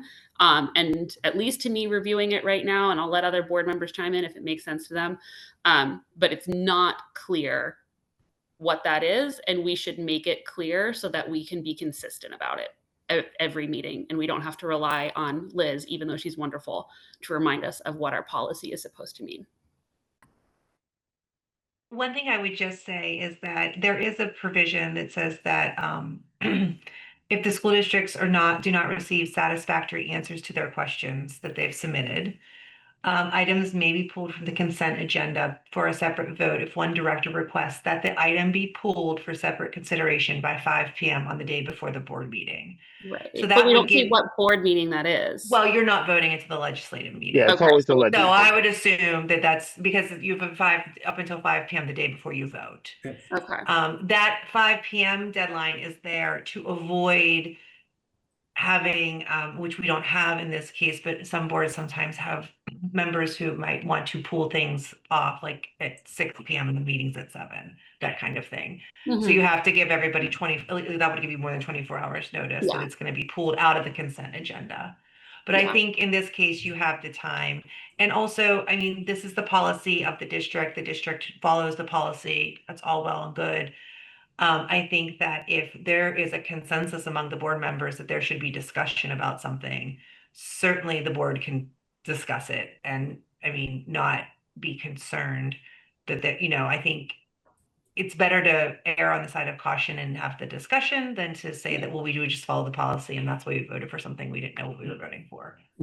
And I would just add, while I am not a lawyer, I've seen consent agendas executed in a better half of all the states. Absolutely every single one legally classifies the consent agenda when you're taking action. If you're doing an agenda review meeting where there is no action, there is no consent agenda, this does not apply. It is about the action itself. But to that point, Director Yord, I can discuss with you and anybody else if you would like me to revise this so that it is clearer for the future members, because I know we have 4 new members coming on this board, and the members of this board in the future. Happy to do that. Thanks, Liz. Appreciate you. Ira, were you going to chime in before Director Petrosky? Briefly, and I think Ben addressed the obvious point that agenda review, the whole purpose of it is to discuss items on the agenda. So any deadline that the board has for board members asking that something be pulled for discussion doesn't apply to agenda review. But this is just a pragmatic statement. I can't think of any item we've had before this board in many years that has the scope and impact of this future ready plan, because it's more than closing buildings, it's a lot of other things. So I'm suggesting that this item be up for discussion at the legislative meeting without these deadlines and all that stuff. And the board can decide whether it wishes, this is just a mechanical thing, but you may wish to consider whether you want to move this to the head of the agenda and deal with it that way rather than dealing with it at the end or whenever you're gonna deal with it. There's a resolution, it will probably be at the end normally. That's a decision the officers can make and the board can make. But I would suggest that this item be up for discussion at your legislative meeting on the 25th without any need for somebody to request it. I think that's what the public expects. Frankly, I think for the board decision, whatever it is, to have credibility, there's got to be a discussion. So that's just my thought. Sure, It and I sounds think like for the just to keep us on track here on this, I haven't heard any dissent. It sounds like what we have established so far, and it seems to make sense, and the board can certainly make this decision by doing nothing else if everyone's just in agreement with this, is on the 17th, no action needs to be taken, no emails need to be sent. This, because it's an agenda review, we'll have the full discussion that we talked about in the format talked about, question and answers first, then board discussion. And then based on Ira's recommendation, which the board certainly has the ability to do again without further discussion, is just post this item, not as part of the consent agenda, but just as a separate discussion item for discussion on the 25th. It sounds like that is kind of what is established. I'll look at you, Director Walker, if there's anything, like if you are in not agreement with that, but I feel like if that's the case, we don't need to spend a lot of time on it, given that there'll be discussion on both, and we'll continue forward with what needs to be true for the 17th. no, I don't think there needs to be anything said. I think the mechanics of kind of moving to a true consent agenda, we haven't quite done yet, but essentially we do, because we're voting on all of the education items at once. We're voting on all of the business items at once. The only change I could foresee in a procedural consent agenda is removing those labels and just saying, here's our agenda. We vote on everything except for the pieces that are separate. In this case, that resolution would be a separate item. It would be separate anyway, because that's how we would have normally voted on that one in the new business section. But yeah, I think we're going to have lots of conversation about this over the next 12 to 13 days. And I will take no action to limit that conversation so that we have it the way that we should. Director Petrosky? Thank you. Liz, I just want to make a suggestion to Ms. Yord's point about the confusing language of the consent agenda. Since in this particular instance, since the resolution is listed as new business, I think it should just be like anything that is listed as new business is not part of the consent agenda, because there are times as well where things get put on the agenda a couple days before for various reasons, grants and things like that. So I think that would be helpful in delineating what is the consent agenda and what is not. Thank you. That's a great suggestion. Thank you, Ms. Yord, for bringing it up too, because I reread it as well, and I was like, yeah. That's all from me. Thank you. All right. Seeing no other hands, please feel free to chime in if you have anything else. Otherwise, thank you for the discussion. Where we are leaving this conversation is, as people continue to get questions or have questions already, again, please send them to Dr. Walters and his team so they can be as prepared as possible to answer them meaningfully on the night of the 17th. On the 17th, there will be a conversation around this item that will begin with questions and answers to make sure we understand what the questions were, what the responses were. Teasing out that a question is different from a request for a new deliverable from the superintendent that hasn't already been agreed upon. Then the board will have a wider conversation about the entire item as the board sees fit. If there are any new requests for deliverables, that would have to be a full action of the board. But then regardless, that conversation would happen. And then another conversation would happen again on the 25th before any potential action. So if that makes sense to everyone, just to make sure that is on the agenda, thank you all for engaging at that. Anyone have any last thoughts or needs as it relates to the timeline? I have a question. What is the deadline that we shared for the board to send questions so that we can be prepared? I didn't get a date for that. As soon as they have it.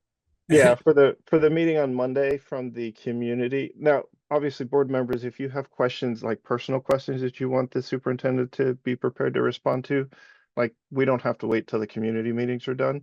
But if you're submitting community led questions, then I think, Dr. Walters, you can expect to get those all the way up probably until Sunday.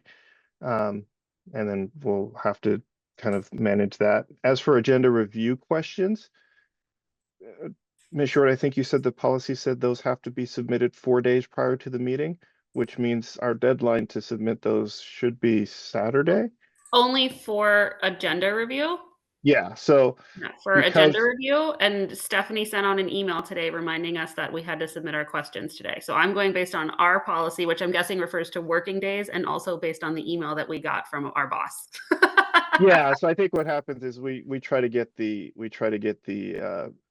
those agenda review questions sooner rather than later so that Dr. Walters has time. But obviously, because the resolution didn't make it on the agenda this weekend and it just showed up was added this morning, I think it's realistic to follow that 4-day timeline and make sure if we have an additional question about the resolution that wants to be in the written public record, we should have that submitted by the end of the week. All right, Mr. Director Alfaro. Taliaferro. I'm super sorry about this, but like, someone please explain why this particular agenda item did not go onto the agenda when it was posted and why it went on late? Yeah, we spent several days working on making sure the language was inclusive of what we wanted the resolution to be. We had that finalized, I believe, on Monday. But then there's only right now, and still there's only 2 people that can put stuff on the agenda, and both were one was out on Monday, and both were out on Tuesday for the holiday. And so the earliest after we got the finalized language that we could get it on was this morning. Okay, okay. I only just ask because I know you kind of started to say that, but it wasn't clicking to me that that was the why, considering we've been talking about that we were going to vote on this in November for like a long time. So I was just wondering why the work wasn't done before the work. Yeah, there were probably 5 or 6 revisions to the resolution language over the course of several days before we settled on what was posted this morning. Okay, thank you for that clarity. That's all. All right, back to you, Director Walker. All right. Well, thank you all again. I know it's late, but I appreciate some extra time. I think it was important for us to work through this, and then I guess we should get ready to strap in on Monday because I don't have a time limit on that one. It's really directed by you all, but it is a in-person hybrid. So if you can make it to Oakland, I think that would be fantastic. And I look forward to seeing you all on Monday, and have a good evening.